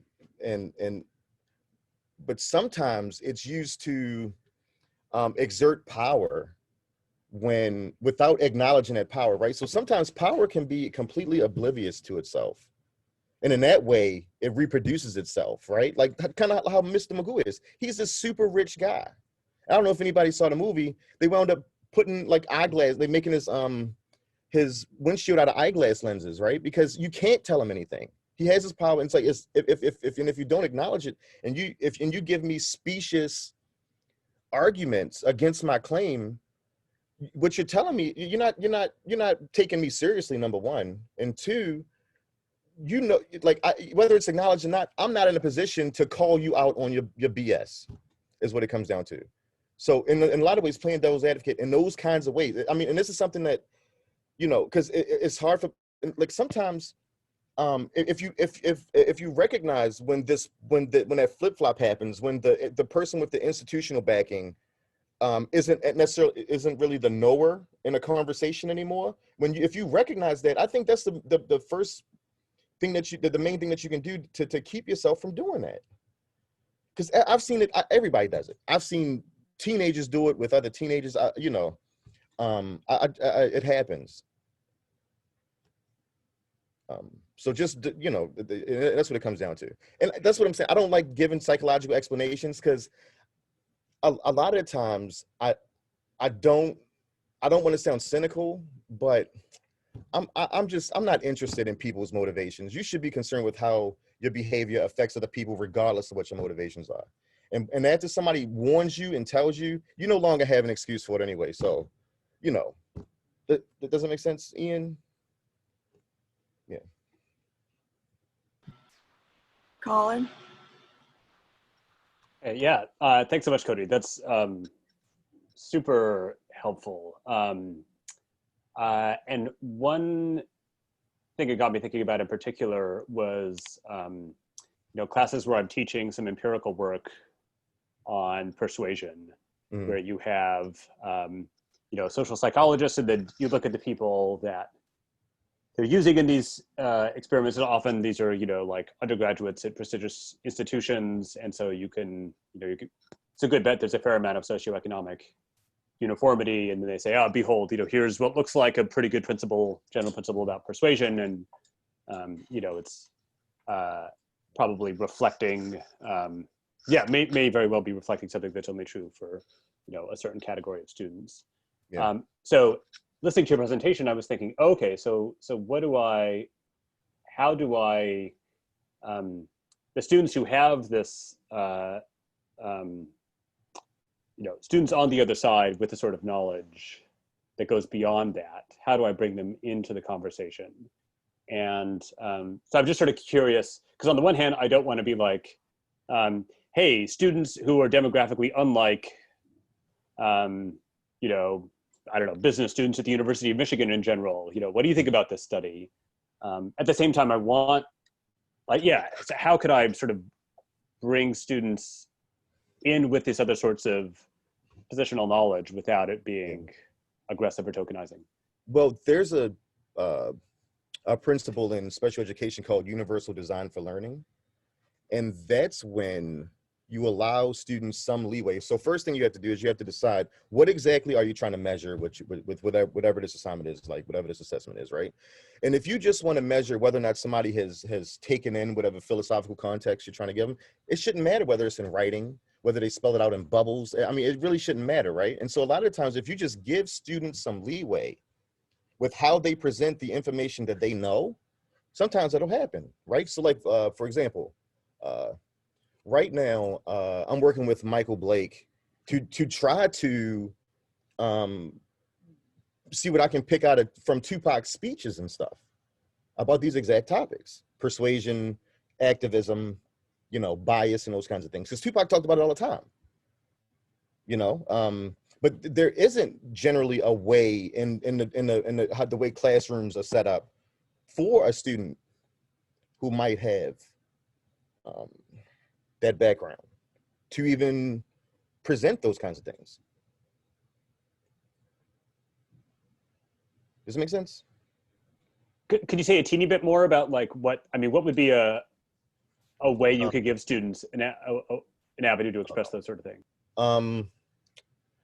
Sorry, not just you, but like, yeah. Well, yeah. So, for example, I was an English teacher. I was mostly an English teacher, right?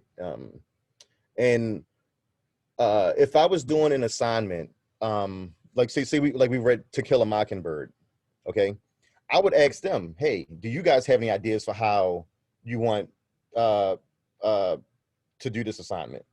And sometimes I would write 4 or 5 things up on the board that they were allowed to give me or to show me that they read the chapter. It's as simple as that.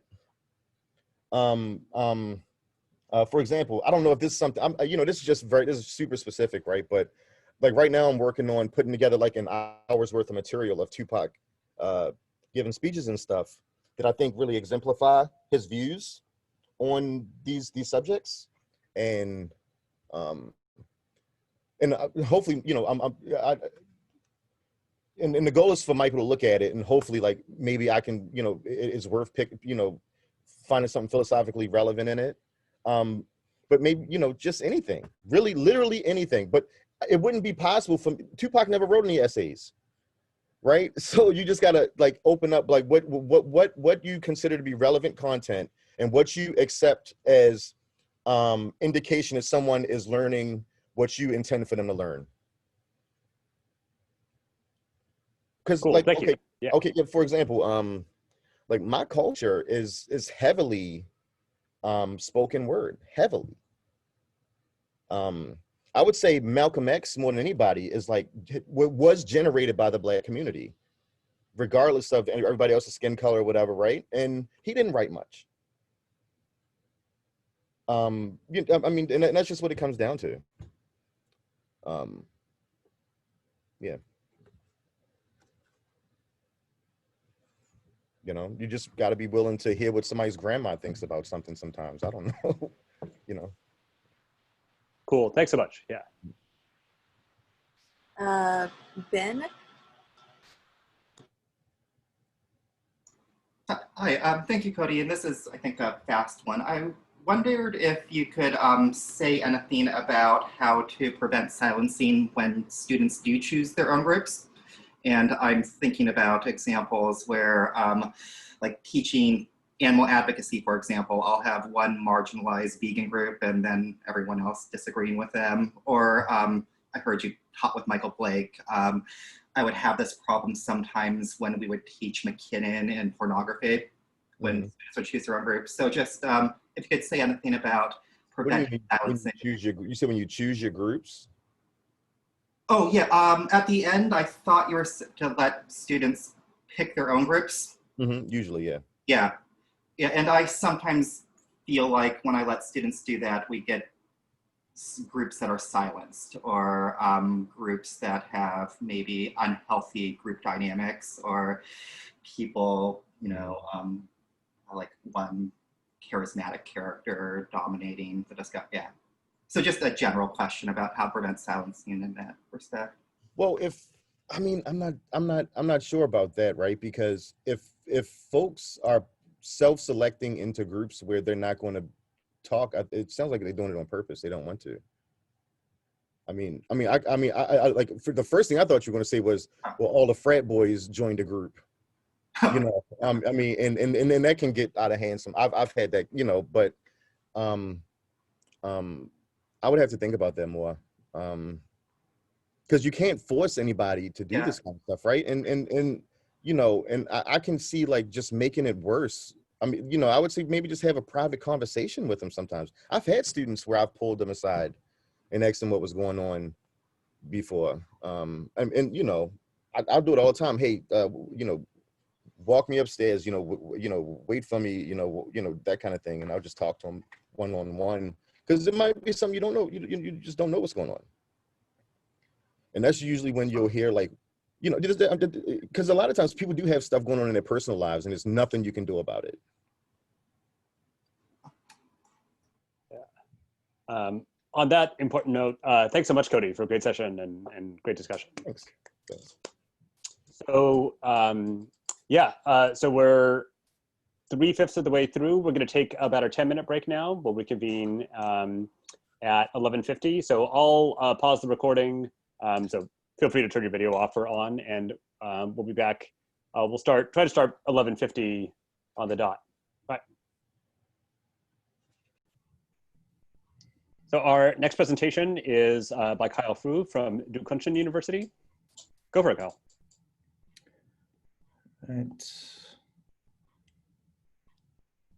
Okay, great. Yeah, Hanna, happy to be here. This is really great. I'm especially happy to be here because my previous conference plans for this year all got blown up in the pandemic.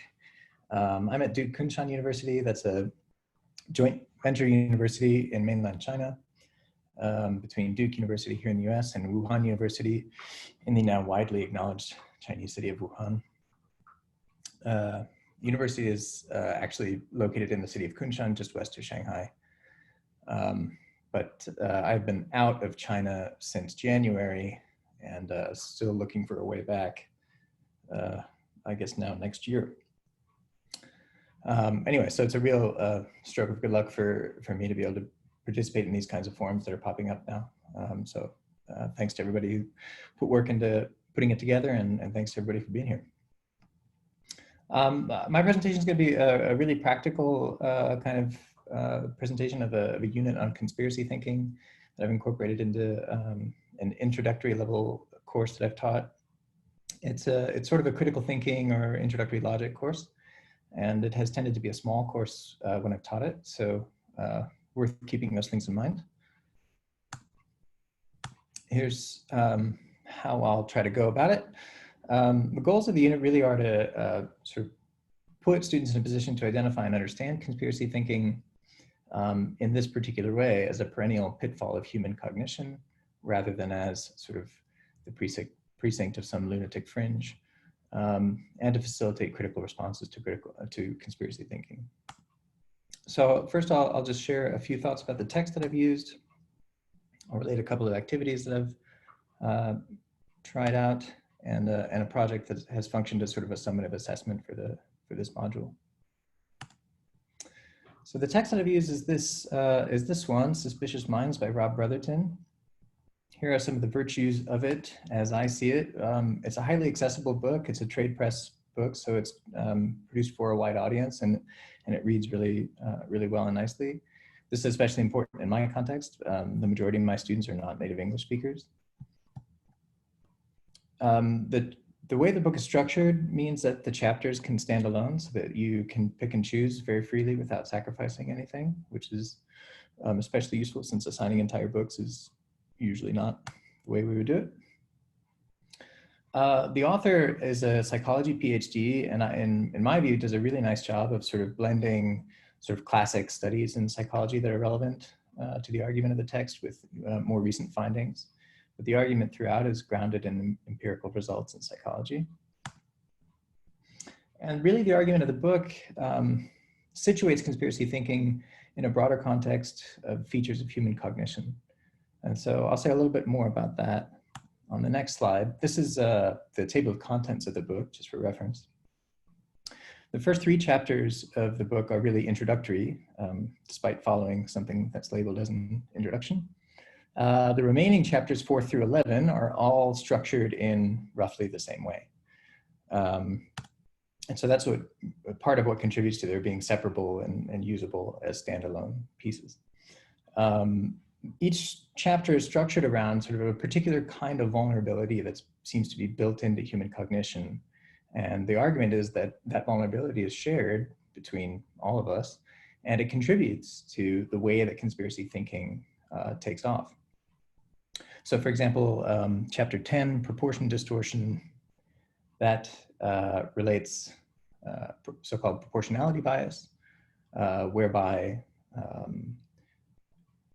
presented with big effects, we tend to see big causes, right? And so we see something that like is massively disruptive and important in political and social ways, like for example, like the assassination of an American president. And we think it can't just be some guy who got angry and found a gun. It's got to be something bigger, right? And off we go. And so the idea is in each of these chapters, some psychological phenomenon is related to conspiracy thinking. And this is how the argument of the book is carried out. And the really nice and important thing about it, in terms of the goals of the unit for me, is that it orients students towards thinking about this as a kind of vulnerability that we all share, as I've said, rather than something that just sort of a few crazy people are subject to. Okay, here's the first activity that I've started with. This would be before even reading any of the text, as an in-class exercise where the question is what even is a conspiracy theory, by whatever mechanism you deem fit, dividing the class into small groups, and then each group is set with a series of tasks. The first task is to just collect examples of conspiracy theories, things that they're aware of that they think are conspiracy theories. And then I task them with trying to pull out sort of features of those things that make them conspiracy theories. These are candidates for necessary conditions, if you like. What they're doing is generating a theory of what conspiracy theories are. And the third task is to try to sort of assess whether the necessary conditions that they've pulled out in the second task are jointly sufficient. And then we compare our findings across groups. And so we share the examples that the groups have and the sort of theoretical desiderata that they've developed. And we task each theory with sort of handling other groups' examples. And after this, and after they've done the relevant reading, which is in chapter 3 of this text, where the author sort of adduces some sort of signature hallmarks of conspiracy thinking, is to bring the kind of theorizing that they've done into conversation with what the author is bringing to the table. So that's the first activity. The second one, which could happen at any point in the unit, I think, is to create a local conspiracy theory. And again here, the way that I've done this is as a small group activity. And the first task is to make some kind of supposition, like suppose that your university is a conspiracy. And then to try to answer some questions about that, like what is it a conspiracy for? Who are the conspirators? What kind of evidence is there to support your theory?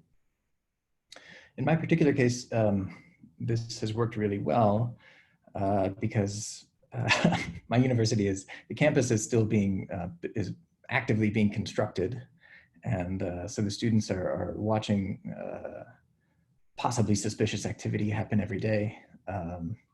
And the university, of course, has lots of not completely transparent relationships with lots of different entities, like the Communist Party of China, and Duke, and other groups. And so I found the students were especially able to construe our university as a conspiracy. The second task in the groups is to anticipate disconfirming evidence and develop responses. And then the third task is to present your conspiracy theory to another group. So if there are only two groups, there would just be that exchange, but you could otherwise pair groups if there are more. And then from group to group, I task each group with posing a couple of challenges, bits of evidence that don't seem to fit the story. And then we give each group a chance to accommodate that evidence and further develop their conspiracy theory. And then finally, we want to assess possible avenues of criticism for the other group's theory, which might fall under these broad headings of sort of attitudes and handling of evidence, how objective the theorists are being, any kinds of integrity issues with the theorists themselves, what kinds of biases or fallacies are evident in the way that they're handling evidence or arguing.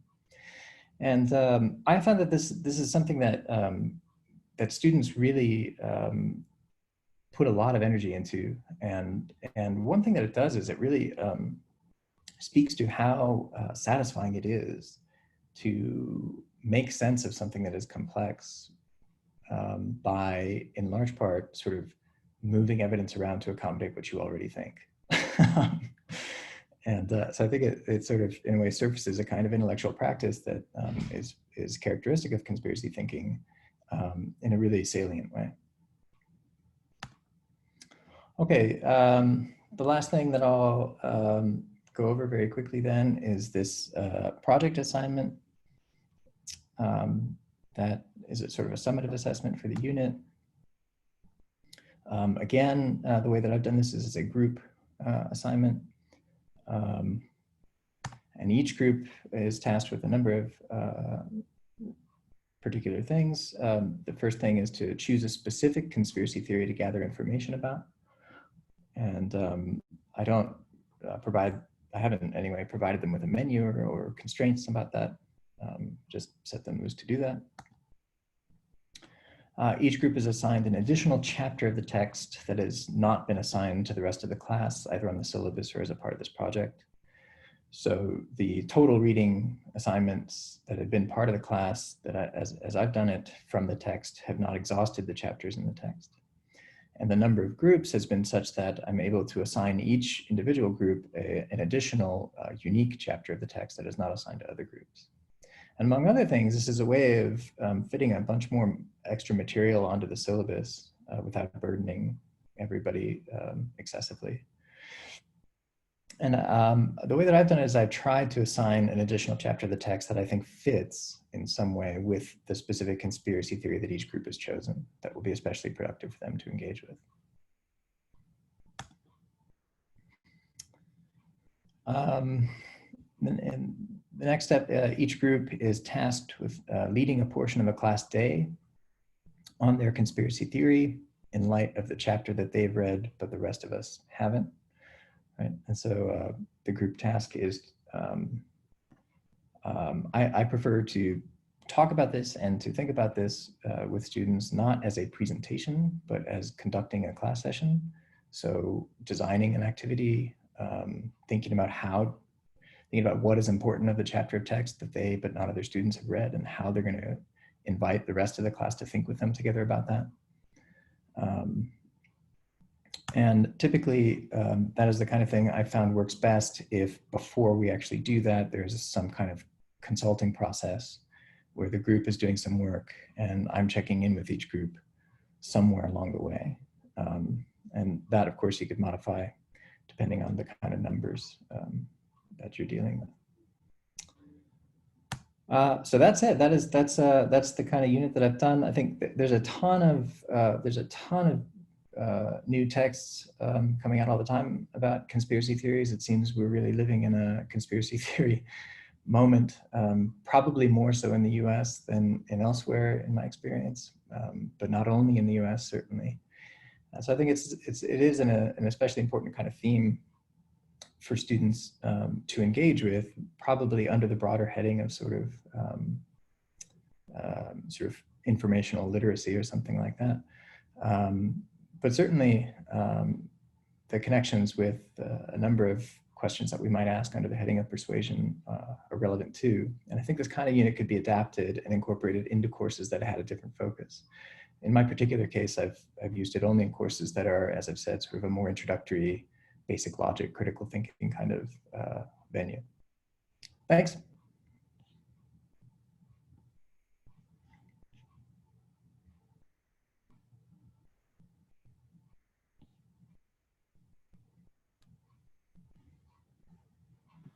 We've got a question from Carolina. Thank you so much. This was like really cool. I love these activities. I was wondering how in the classroom, other than in the last activity, you were integrating like having them read the text with doing these activities. So you're having them like, you know, do a discussion board till thinking about the text, were you lecturing a bit on the text? How was that coming in? Yeah, so in the case of the first activity, as I said, I tried to introduce that before they're doing anything with the text at all, so that later when they read the text, we can bring the theorizing work that they've done into dialogue with what the author is bringing to the table. And I think the goal isn't to arrive at a perfect theory of necessary and sufficient conditions for what a conspiracy theory is or something like that. I'm not interested in that. I don't think that's something we can do. But I have found, especially in the kind of cross-cultural context that I'm teaching in, there are real questions about what are we even talking about? What counts as a conspiracy theory? What is the phenomenon we're actually trying to engage with? And so that's a useful way of sort of trying to work towards a shared understanding of what our topic really is. For the second activity, as I said, I think that that can be a sort of standalone thing that could be deployed anywhere in the unit, but I think it works better if it's on the heels of at least some discussion and probably other activities relating to other bits of the text that put them in a position, put students in a position to sort of apply what they've been learning in those discussions and from the text into their creation of their own conspiracy theory. And so that they can sort of design it with those kinds of features in mind, right? But yeah, I think other than that, I don't tend to lecture very much in a traditional sense. And for what it's worth, the last time I did this was in the spring term of this year. And so, and we teach on a slightly different schedule. Our terms are 7 weeks long. And so the pandemic happened right in the middle of this unit. And so it just, I don't know, it was just a very non-standard situation. You know, we had several weeks of hiatus and then we had to patch things together. So, but I think lots of different possibilities are possible there, yeah.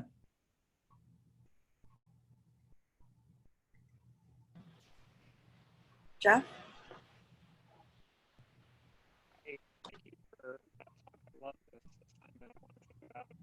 Can anyone else hear? I can't hear.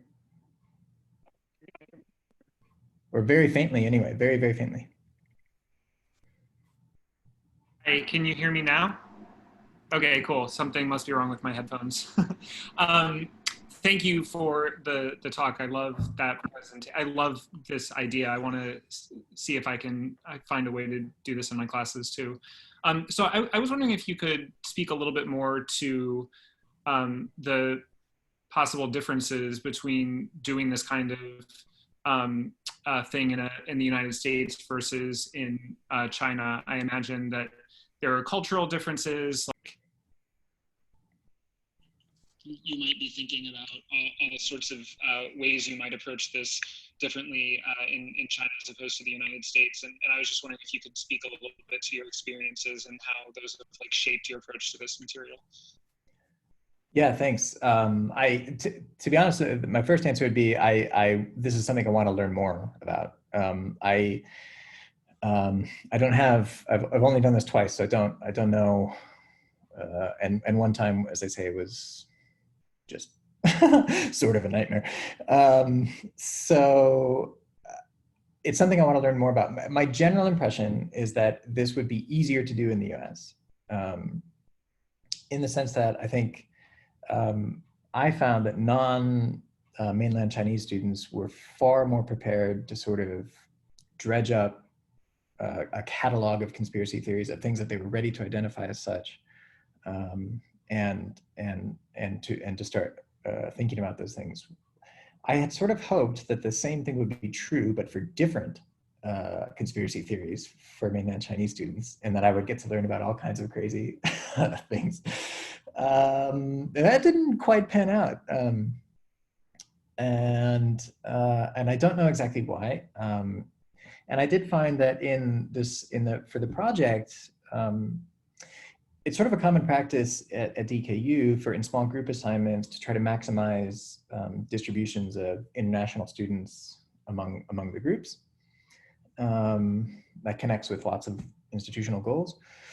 But I found that was problematic in this particular case, because I think what it really did, maybe this connects to some conversations we've just been having, but one effect that it had was it seemed to kind of privilege a default because the Western students were generally much more prepared to sort of come up with a conspiracy theory, have a familiarity with a conspiracy theory. Every group chose a well-known sort of Western-based conspiracy theory to work on. And I think there are good reasons for that, in as much as, all the Chinese students are able to access information in English, whereas not all the Western students are able to access information in Chinese. So if they were going to work on a specific China conspiracy theory or something, there would be limitations for what some of the group members could even do that aren't present if they're working on something, information about which is available in English. So yeah, like I said, my general impression is that in the US, this would be easier to do, in as much as there's more shared and widespread familiarity with the genre of conspiracy theories, and the lack of that created some obstacles in my context. But it's something I want to learn more about for sure.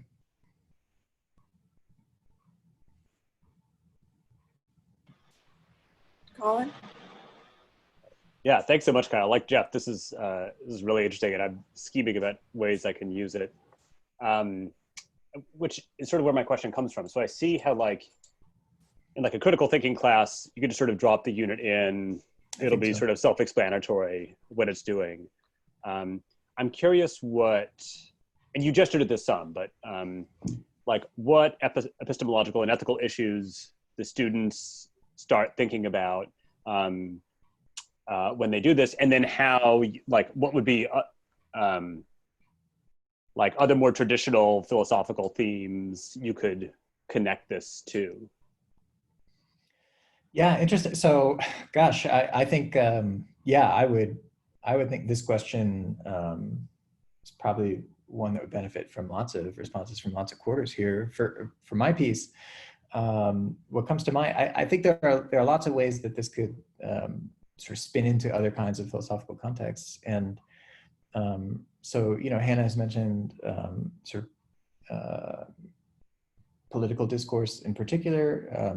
And so I can imagine a kind of inflection there where we're looking at how specifically politically oriented conspiracy theories, or conspiracy theories that have been brought into political discussion for political purposes. And there would be lots of questions to ask there, some of them ethical. The other thing that I'm interested in and that I haven't had the chance to pursue is sort of designing a course more around sort of informational literacy. And I think there the sort of, it would connect more to sort of general purpose skills of, consuming information responsibly, redistributing it responsibly, assessing it in ways that are responsible. Yeah, but I'm sure there are more things to say. Yeah, Hannah mentioned in the chat propaganda. Yeah, for sure. Yeah. Ian, was that a hand? I was just going to add, this was just sort of a follow-up. Kyle, I also really appreciated the presentation and hearing. I love the pedagogy of all of your ideas, that so much constructivist methodology built into it is really cool. And I teach conspiracy theories in a class called Why Be Rational? Perfect. Yeah, because you get different models of rationality. Like, is rationality pure coherence, or is rationality actually tied to objective reliability? So there's all these things in epistemology. Sure. And even if it does, regardless of that debate, even if conspiracy theories are irrational to certain degrees or other, is that necessarily a bad thing? Is rationality just one norm among many? So yeah, I think the potential is huge. Yeah, that's great. I love that, and I just to follow up really quickly. I mean, one of the things that the book that I use doesn't quite get to, but there's kind of a, from what I gather, I'm not an expert, but I try to keep up with some of these things. In personality psychology, there's this sort of big five construct that sort of dominates how investigations are handled, and there's a lot of momentum towards sort of a sixth kind of trait that maybe is a key way for understanding people, which has to do with how people tolerate ambiguity. And I think one thing that the book does really nicely is that it sort of implicitly sort of shows how conspiracy theories, one of the things that they're doing typically maybe is filling a need of the people who are theorizing, right? And so, and that's important to understand. And so that, I mean, that connects to sort of questions about what model of rationality are we using? What kind of normative understanding of rationality do we want to wield here? But I think, yeah, I'm sure there are a lot more possible connections. Thanks for that, Ian.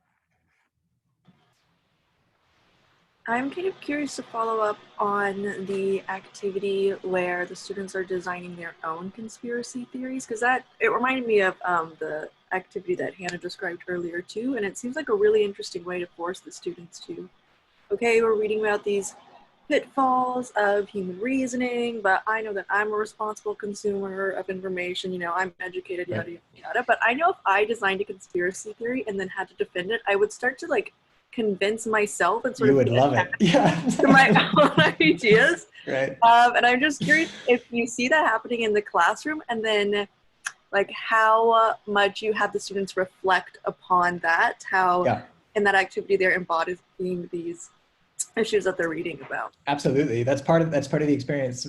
So far, the times I've done this, it's like, it starts a little slow, but then it's just electric, because what happens is somebody will say something where they think, well, maybe this, and then, but somebody will make some kind of connection to that, and it's just sort of like wildfire. It just sort of catches on, and before you know it, these groups are sort of off and running on these wildly implausible theories that they've just fabricated, right? But it's so intoxicating, that experience of connecting the dots, right? And then, yeah, of course, and afterwards, yeah, that's part of the design is for that to hopefully happen, and then to position us to reflect about, like, this is meeting a need. This is something that we enjoy, that we like. It feels good to make sense of something that is otherwise bewildering and complex, and especially with other people. Yeah, absolutely. Yeah, what a really important activity. I definitely want to steal that as well. Hannah, I saw your hand. It's just a really quick follow-up and a variation on these kinds of tasks. If people are familiar with the Barnum or the Fruh effect, you can Wikipedia the Barnum or the Fruh effect. So people try to find personal meaning in really vague and ambiguous statements. One module that I've started studying critical thinking epistemology classes with is I make these fake personality profiles of every student. I tell them it's based on their astrological profile, and then they get to read them in private, and then they have to evaluate how accurate they are. And then I ask them to swap with the person next to them, and of course they're all exactly the same. And it's just the Barnum Fruh effect text, because this is an old psychology study. And I'm just thinking about like this unit and integrating it with those kinds of exercises, and just it's that transition you just said about how those just start embodying their own theories. it just, yeah, I don't know. I think there's so much to build on with this module. I'm really glad that I was here to hear about it. Awesome. Yeah, no, thank you for that, Hannah. Yeah, that would be great. I think, yeah, I've had conversations with a colleague about trying to develop a course that is sort of informational literacy connected with sort of cognitive biases, right? And trying to sort of spin that out into the way that we, in particular, the way that we consume information and confront large-scale problems. So things like climate change or stuff like that. Yeah. Okay, great. Well, to stick to the schedule, because I want to make sure, see if we can have 10 minutes at the end for some final general comments, because I feel like lots of dots are being connected in a virtuous way between different presentations. So with that, thanks to Kyle for a really good session and discussion. Thank you. Thanks. And our final presentation is by Ian Schnee from the University of Washington on ceasefire versus Twitter, persuasion online. Over to you, Ian. Thanks, Colin. Yeah, I actually wanted to ask Kyle another question too about whether he felt censorship teaching it in China. Like in my class, one of the examples we discuss is concentration camps in China over the Uyghur Muslim population and whether or not that counts as a conspiracy theory. But maybe there's time later. I'll try not to speak too long about Twitter and ceasefire. Maybe we'll have plenty of time to just follow up with some of these issues. Yeah, this is being recorded, so I have to be careful. Oh, fair point. Half in jest, half in jest. Okay, can everybody see my screen now?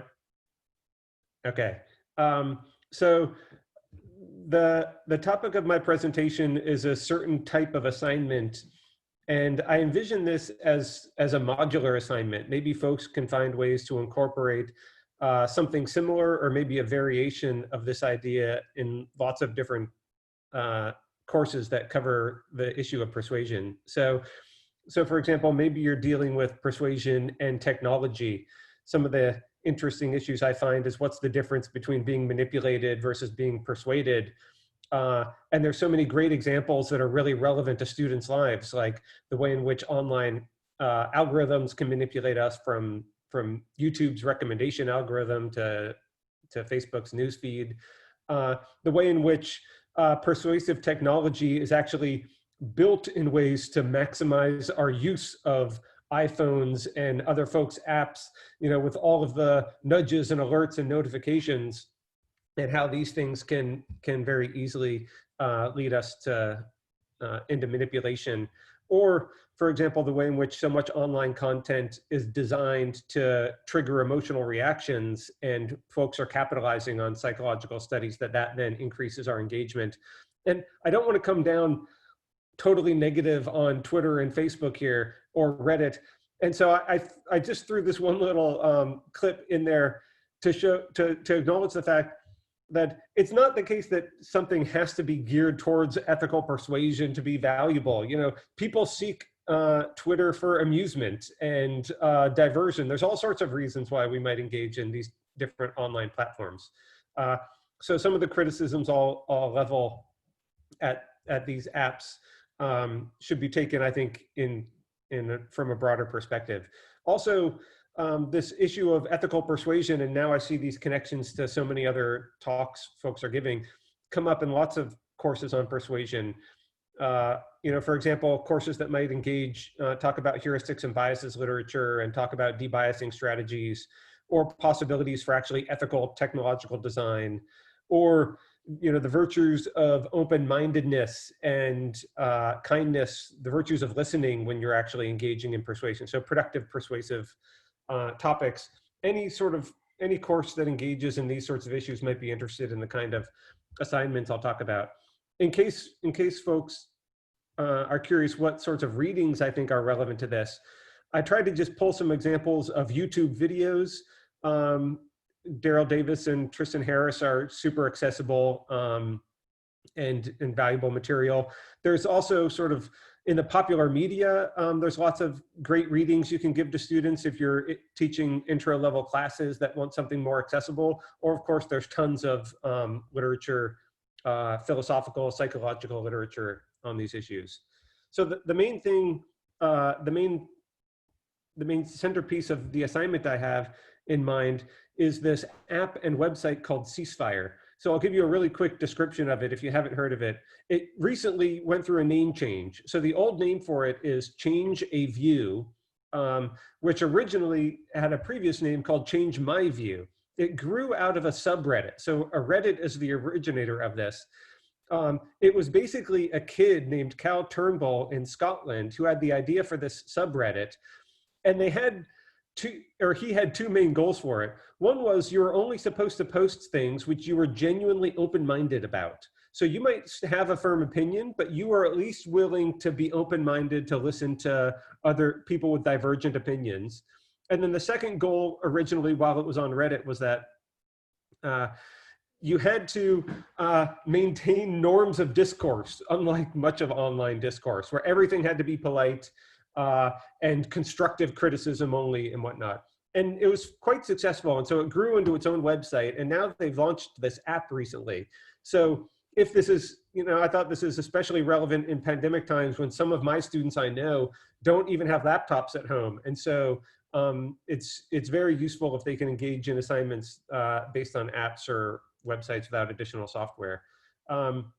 So basically, it's a discussion forum where there's original posts, and that's what you see in the column on the left-hand side here. And it really emphasizes follow-up comments and engagement by the OP and by the comment threads. And some of the features of their design actually are really supposed to encourage this productive dialogue rather than just what they call soapboxing, where people just try to post all their own original content and they don't listen to the comments coming in. So some of the really interesting design features have to do with like anti-soapboxing and things like that. And if I were on a normal website, I would be terrified of clicking this thread, the one at the bottom here, like American democracy has suffered long-term damage from the Trump's presidency. I find that really frightening to enter a discussion like that. But if you go into it and read it, I'm really impressed by the degree to which the website lives up to its mission in creating productive dialogue. It's not exceptionless, just like anything online, but I think it's surprising. I mean, you can just read the tone of some of these comments really quickly. Like this is not the original post here. This is one of the commenters, and then this is the original poster replying to that in shockingly civil ways about difficult topics.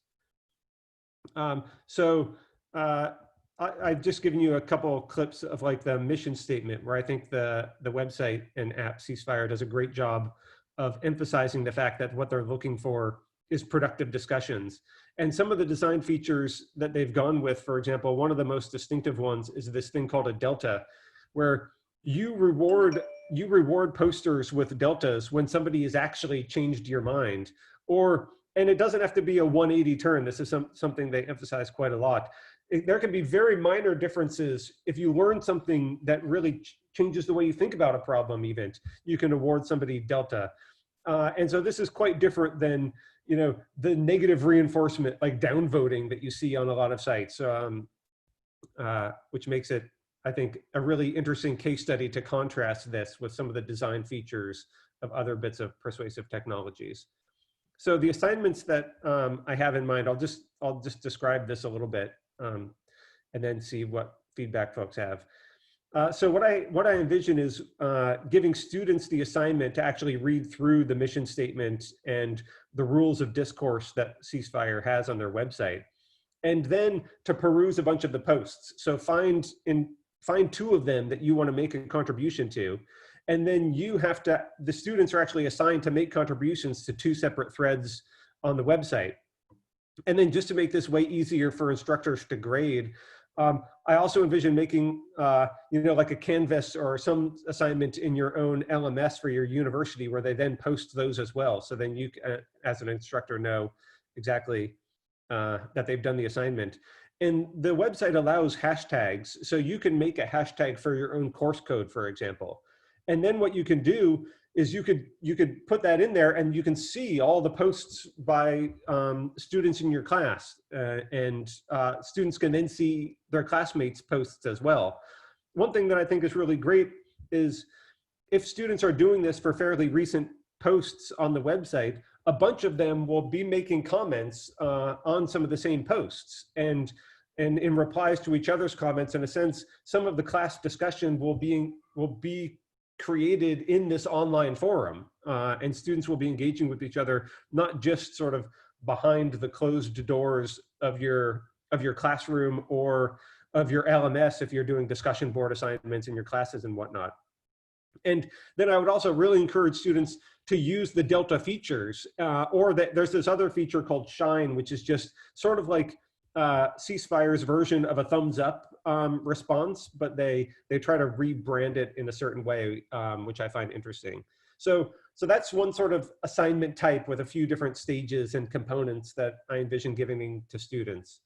And then what I think is really interesting to try to follow it up with is something more metacognitive, where they then can reflect on both their engagement with the website and with the website itself, whether they think the website actually is fulfilling its mission, because the website does a really interesting job in trying to forefront its norms of discourse and its own mission statement. So they can think, for example, how did the website's norms of discourse affect them when they were commenting? Did they really try to work on being polite and productive when they made their comments? Or did they try to write their comments in a way so they accrue as many deltas as possible? Which I think has two aspects to it, because that means they're trying to actually be successful persuaders. And in some sense, that's a great thing. But I think on the other hand, just like so many online design forums that have gamification, or that they have quantitative measures of things, in a sense, you can seem like you're trying to accrue deltas so that you score as many points as possible. It's like winning arguments or something. So it's really, I think, easy, despite their design, to try to take it in a scoreboard sort of way. And I think sort of a metacognitive or reflective assignment for students to write about these things. And then I think this would be a great basis of classroom activities as well, maybe in breakout rooms on Zoom, or one day if we ever return to classrooms, it would be good group work things as well. And so let me just mention lastly, I think thinking about an assignment like this, if folks are interested, it's really great to not just add this in, but to reconceive of the learning goals or the learning objectives that you put on your course syllabus, or the way you just think about this yourself. I think in philosophy, in all the departments in which I was trained, I think I was never given an assignment other than writing an analytical, philosophical, argumentative, thesis-driven essay. Or I was given an exam where I had to produce those essays under timed constraints. And I think that my view of assessment in philosophy has changed radically. And I think if we're moving in that direction, we should also reconceive of the way in which we even frame the goals of our courses. And we can communicate to students a different understanding and a different vision of philosophy, a different set of skills that students are acquiring in our classes, by really emphasizing this even on the syllabus and the learning goals. And this can help us be really creative, I think, with the way in which we design assignments. I think students learning to communicate their understandings, their ideas to an audience, to a non-academic audience, is something that we should really think more about. And what's cool about this sort of assignment is students are literally doing public philosophy through this assignment. It's not even like this next step that they then, they do the real philosophy in the classroom, and then you can then do some public philosophy afterward if you want. So these are just some of the ideas that I have and that are guiding me in this sort of assignment creation. Okay, that's mostly what I've got. So I'm happy to wrap it up now and then hear what folks think.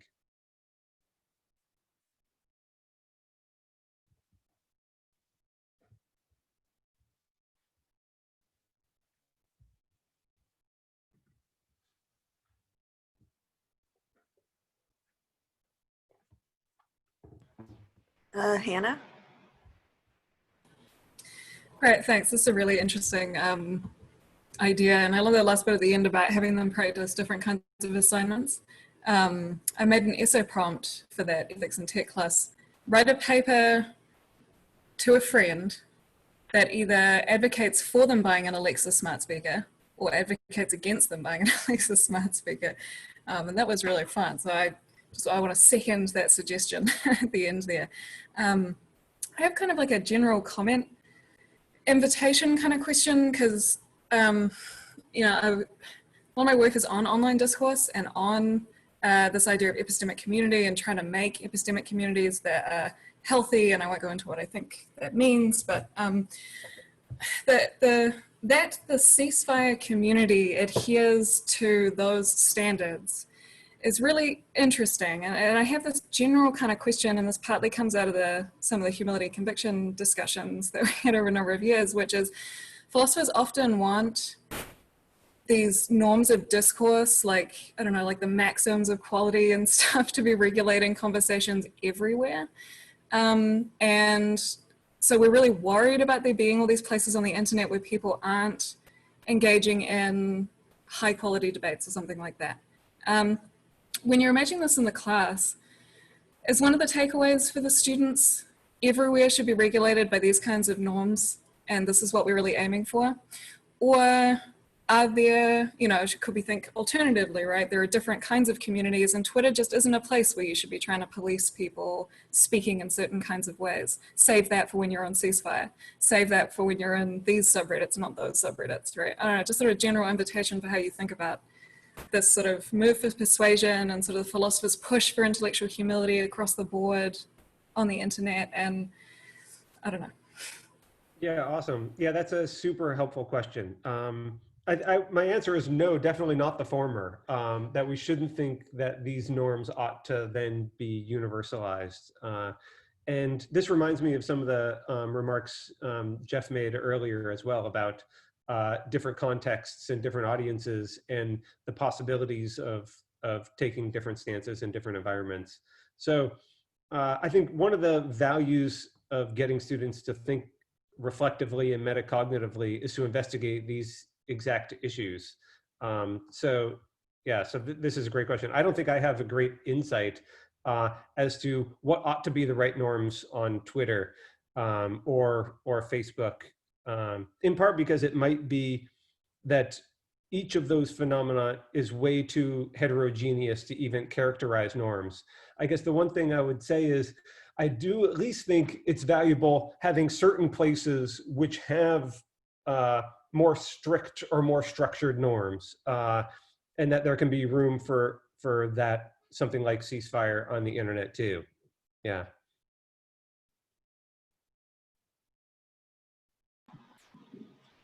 Kyle? Yeah, thanks for that. That was really fun. I had sort of a nuts and bolts question about the possible assignments on ceasefire. It looked like it was not one of the possibilities that you entertained to start a thread on ceasefire.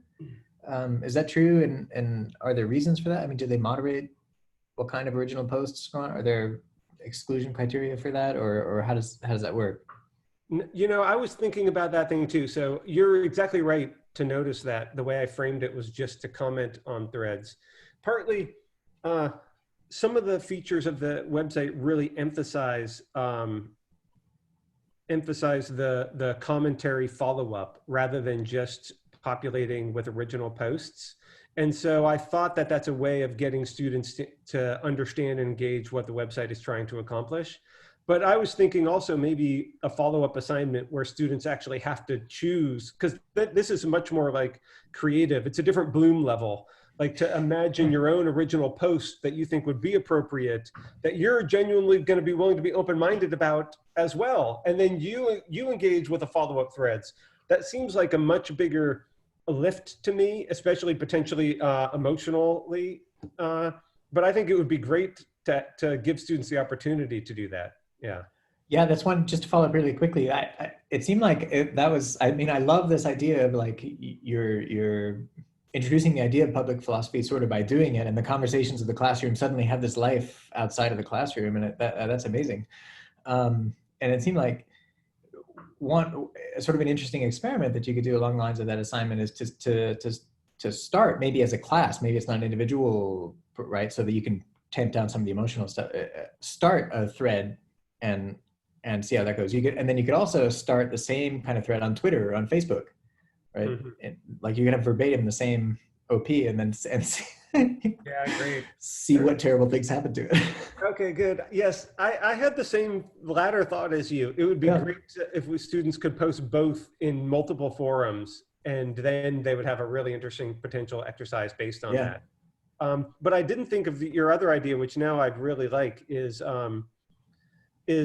as a group, as a collective exercise, you pick a topic and you pick some content, and then the instructor can write it and can model that. So then they take a sort of leadership role and do the modeling, and then that could potentially fulfill this component where all the students then are really invested and interested in seeing what kind of discussion that leads to, or that would at least provide some modeling for students who then want to maybe take their own risk and make their own OPs too. Yeah, this is great.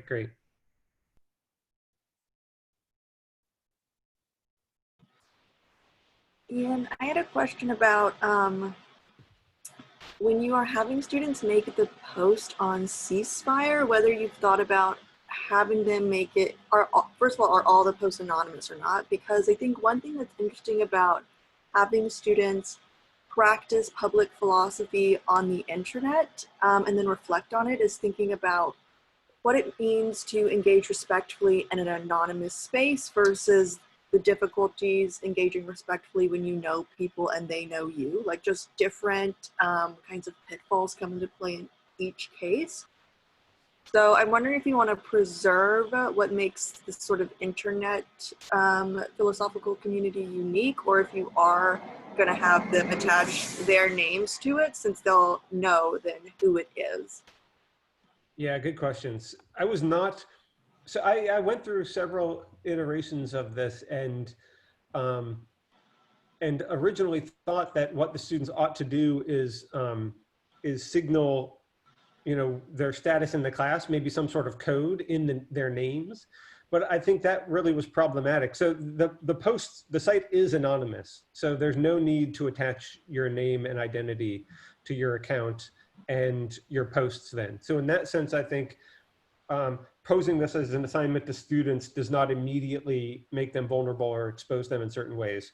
In certain respects, we're always exposed and vulnerable online and whatnot. And so I don't think there's a way of eradicating that, but at least they don't have to break anonymity. And that's why I thought using a hashtag for the class would provide some useful information without being too problematic. Yeah. Jeff? Yeah, thanks. This is really, really interesting. I guess I had a related question, which is about how you think about the emotional impacts this might have on your students, or the social impacts it might have. So even if their identities are properly protected, and even if this is a relatively civil website, you are obviously not in control of what types of experiences they might have. And it might be that some of them see hurtful or offensive or, whatever things. It might also be that they say things that have negative impacts on other people. And so you just introduce these sort of variables into the sort of assignment structure of the class. And I'll admit that I've often encouraged my students to turn their class assignments into things they do in the world. Like if they want to do some activism and report on their experience, or if they want to turn one of their short essays into an op-ed, I support them in doing that over and above the class assignments. And I've often thought about making that sort of engagement a class assignment, try to make a tweet go viral and see what happens and tell us what your experience is like. But maybe this is wrong, but I've shied away from doing that because I was worried about requiring them to do things that might then expose them to these sorts of negative experiences. And I'm just wondering how you think about that and whether or how you draw that line.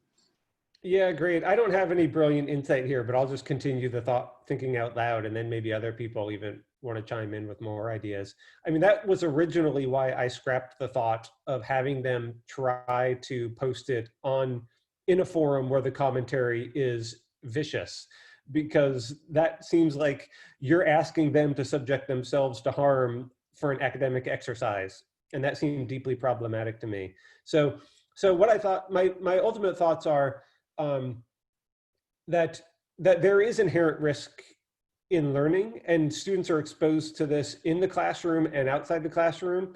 And so the mere fact, because I agree with you completely that this is both complicated, this is worth thinking about over and over again, that the type of risk involved in posting on this website in particular, and as well posting as making comments rather than original content, is acceptable risk to me. In a sense, my view of taking the opposite opinion the opposite view would seem too much like helicopter professoring or instructing, where we're so afraid of letting our students be exposed to risks that they don't then acquire the skills of navigating online forums themselves. But I don't know, I'm really curious if other folks have totally different views. I would love to hear it.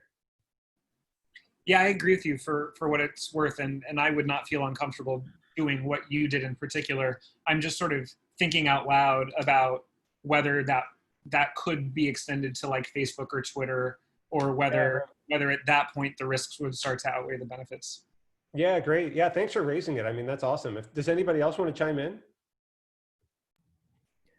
Maybe just really quickly, it seems like if you make it an artifact assignment where it's a collective thing that the class is doing or something like that, and it doesn't speak to anybody's actually held opinion or something like that, then that offers some cover.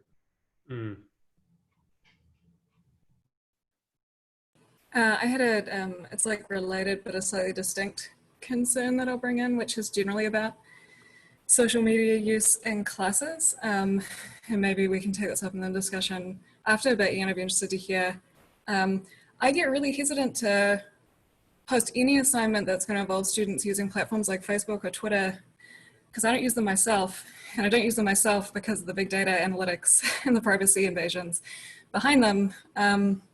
So I kind of come at these kinds of assignments from that other angle, which is like, do you know that, Facebook is spying on you on every website you go to, and are you okay with that? And so sometimes I've just brought up the ceasefire privacy policy. I haven't had a chance to read it yet.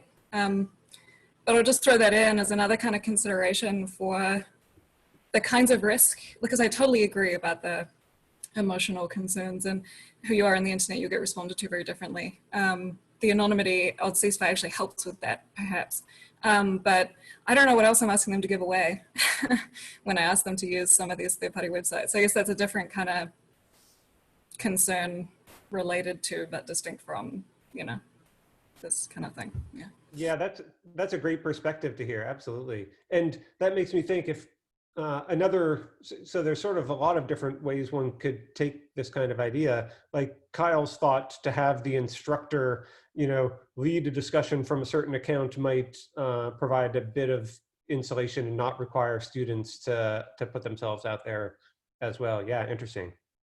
Cool. I see Colin also has a question. Yeah.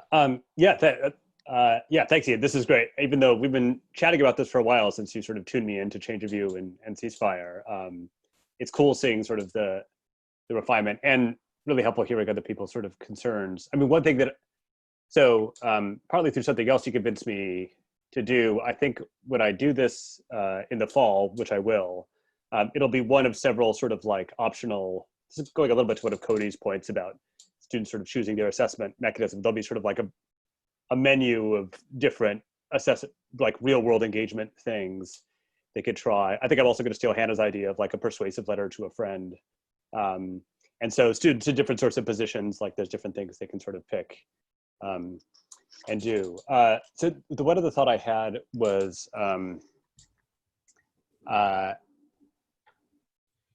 like, if ceasefire is sort of like a best case for online persuasive attempts, it'd also be interesting to look at it from like a more cynical viewpoint.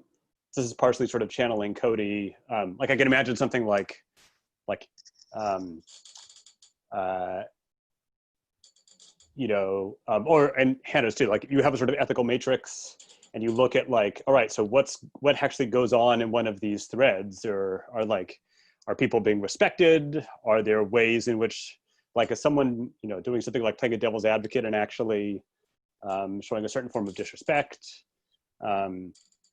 Like, you know, looking at the horrors of conspiracy theories is like, that's one insight into the dark aspects of human psychology, but looking what happens even in like a best case scenario could be another. Yeah, absolutely. I think that's a great idea. And that's why I really like the metacognitive and reflective type exercises where you let students don't treat any tool or means in your classroom, you know, unreflectively or narrow, you know, with a narrow scope, but be willing to interrogate all of them. I think that's a great idea. Yeah, and I like your suggestion of making this in a suite of possible assignments, because one thing that does is that empowers students to make some of their own decisions and acknowledge the fact that different students might have different privacy concerns for legitimate reasons and whatnot. So yeah, that's a very helpful idea too. Cool. Great. All right. Well, that brings us to 12:50. So thanks, Ian, for a great final session. And thanks to everybody for, you know, we've somehow, I don't know the last time I was at a workshop where it's like things actually were on time and everyone was polite and, you know, there was no feelings of toes being stepped on. So, 10 more minutes. I know some people have had to duck out already, but yeah, if there's any sort of general final thoughts or questions for anyone that people want to bring up, we've got a little time left. I'll just say, just because Ian asked earlier, like I think something like that assignment, I specifically could not and would not do in China. That kind of, it's not a censorship issue, and on campus we have very strong academic freedom protections, so that every kind of everything that happens on campus is totally protected. But if those things are out in a public forum, there's all kinds of things that we can't control, and there's an additional layer of what's possible given the kind of surveillance operative there. So for example, one course I was team teaching, the big project assignment was to create a website of a certain kind, and some of the students wanted to make their websites publicly available, and it was just a non-starter, right? That we just can't have students as part of their academic work exposing themselves to you know, a public record of having controversial opinions on things.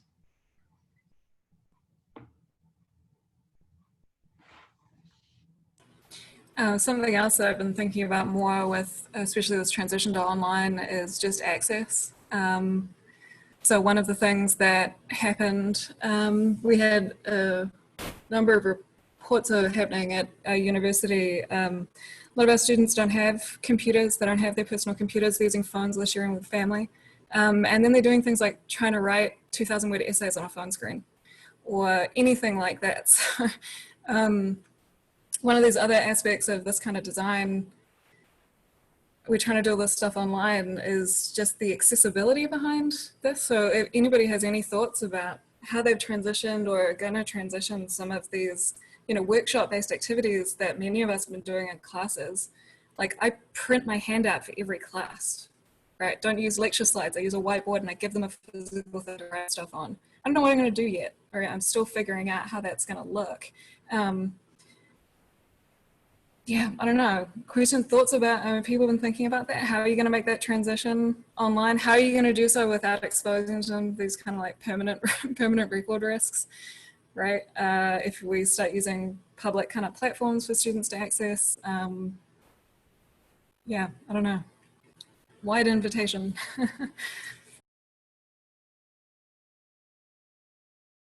I'll just add one experience that we had from spring, because our university aggregated a lot of data and then sent it to faculty. And it was sort of it was sort of disheartening. I'm familiar with a couple of friends who teach in online schools incredibly successfully. So one of them is named Minerva. It started as a tech startup outside in Silicon Valley. And I have huge respect for how quality their online education is. They are really good. And so I thought, okay, our students are going to totally get on board with this. And we had a lot of frustration in my department. I'm the director of undergrad studies, so I hear many complaints from many different faculty. And people had a lot of frustrating experiences with breakout rooms in Zoom, and not because the technology was not working, but because at our institution, we didn't do enough work building expectations and norms for students to really be able to jump into Zoom breakout meetings and be as engaged as they are in small group work. So many of us, I think like so many folks here, use tons of active learning and group work in their classes. And I thought, okay, we can just do breakout rooms in Zoom now and the students will be on board with it.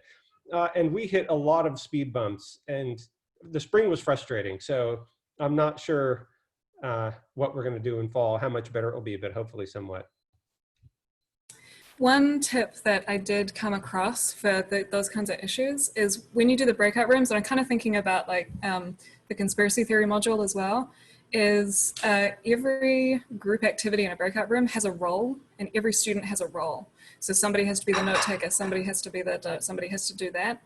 And so that's, I don't know if anybody's tried anything like that, but I'm considering trying to use that in breakout rooms to try to get around those concerns. I'm just seeing, you know, I'm going to have 60 divided by 5 student breakout room groups, and I'm going to go to how many of them, and there's going to be a bunch of people sitting there on Reddit or something, you know, I don't know what's going to happen. So role assignment can be, at least is one thing that I've heard about trying to get around some of these issues. And I think it would be compatible with lots of these activities everybody's been expressing.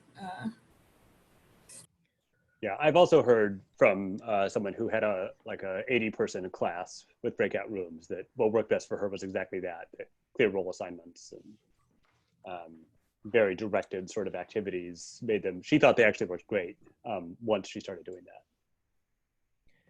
I'll just say one thing, I'm teaching in the fall a class, team teaching a class of 150 students. And we're designing it around this idea of team-based learning, which you can find tons of information about online, but it's this sort of fairly rigid kind of structure. But the idea is in these sessions,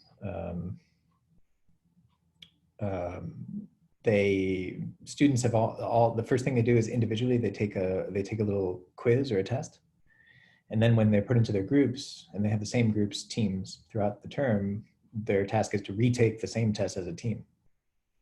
And so the test can be designed in all kinds of different ways to produce all kinds of different results, but the incentive to improve on your individual score through working together as a team is a really promising way, it seems, of really making those small group sessions take off and have a clear purpose that everyone's invested in.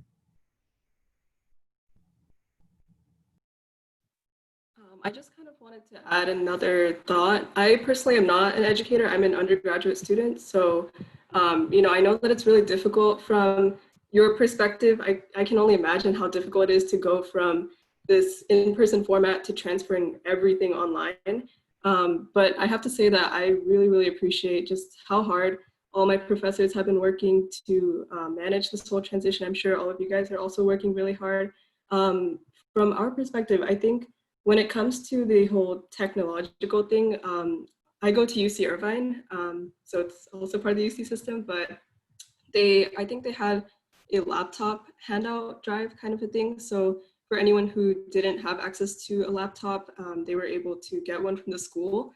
But even despite all of that support, obviously everyone comes from different backgrounds and situations, so their Wi-Fi sometimes goes out, or they live in you know, they live in a house with a lot of other family members, and so it's really hard to focus and things like that. But I guess like more specifically about the kind of education side of it, I'm a STEM major, and so most of my classes, honestly, I don't think the format really changed much. It's a lot of just, you know, lecturing, and then you kind of absorb the information on your own. But I do completely agree with the idea of maybe forming little study groups, even though it doesn't really allow you to diversify the people that you interact with. I think it makes people a little bit more comfortable if they have a set group of 5 or 6 people that they're working with. And I think it'll just make it more likely that they will be more engaged in a conversation with them if they're stuck in a breakout room. So hopefully, you know, as this kind of goes on, people get more comfortable with sharing their ideas and opinions and just working with this whole online format. But yeah, that's just, I just thought I would put that out there. That's great. Yeah, and thanks, Anjali. It's nice having someone chime in from the undergraduate perspective, because you know, I feel like a lot of us, I know for myself, I feel really disconnected from, especially the undergrads. You know, grad students I can chat with, but undergrads it's much harder. So so I think on that nice optimistic note that we can make this work even online. Sort of huge thanks to all the presenters. Special thanks to Anna for managing the Q&A. I learned a ton. The recording we will save. If people have reservations about how widely the video is shared, please let me know very soon, because I think there's a lot of good material here. I think a lot of other people could benefit from it. And so I was thinking of sharing it, fairly widely, but please email me soon if you have any reservations. Otherwise, we'll send around a link to it soon, as well as a link to a folder of resources, and if anyone has any resources they'd like to contribute, or anything you'd like to request from other people, let me know too. Any final nuts and bolts things, Ian or Anna, I'm forgetting? Okay. All right. Well, on that note, thanks everyone. Take care, stay safe, and I will look forward to these conversations continuing one way or another and in other places, other times. Thanks, everybody. That was really wonderful. Thanks for coming. Thanks.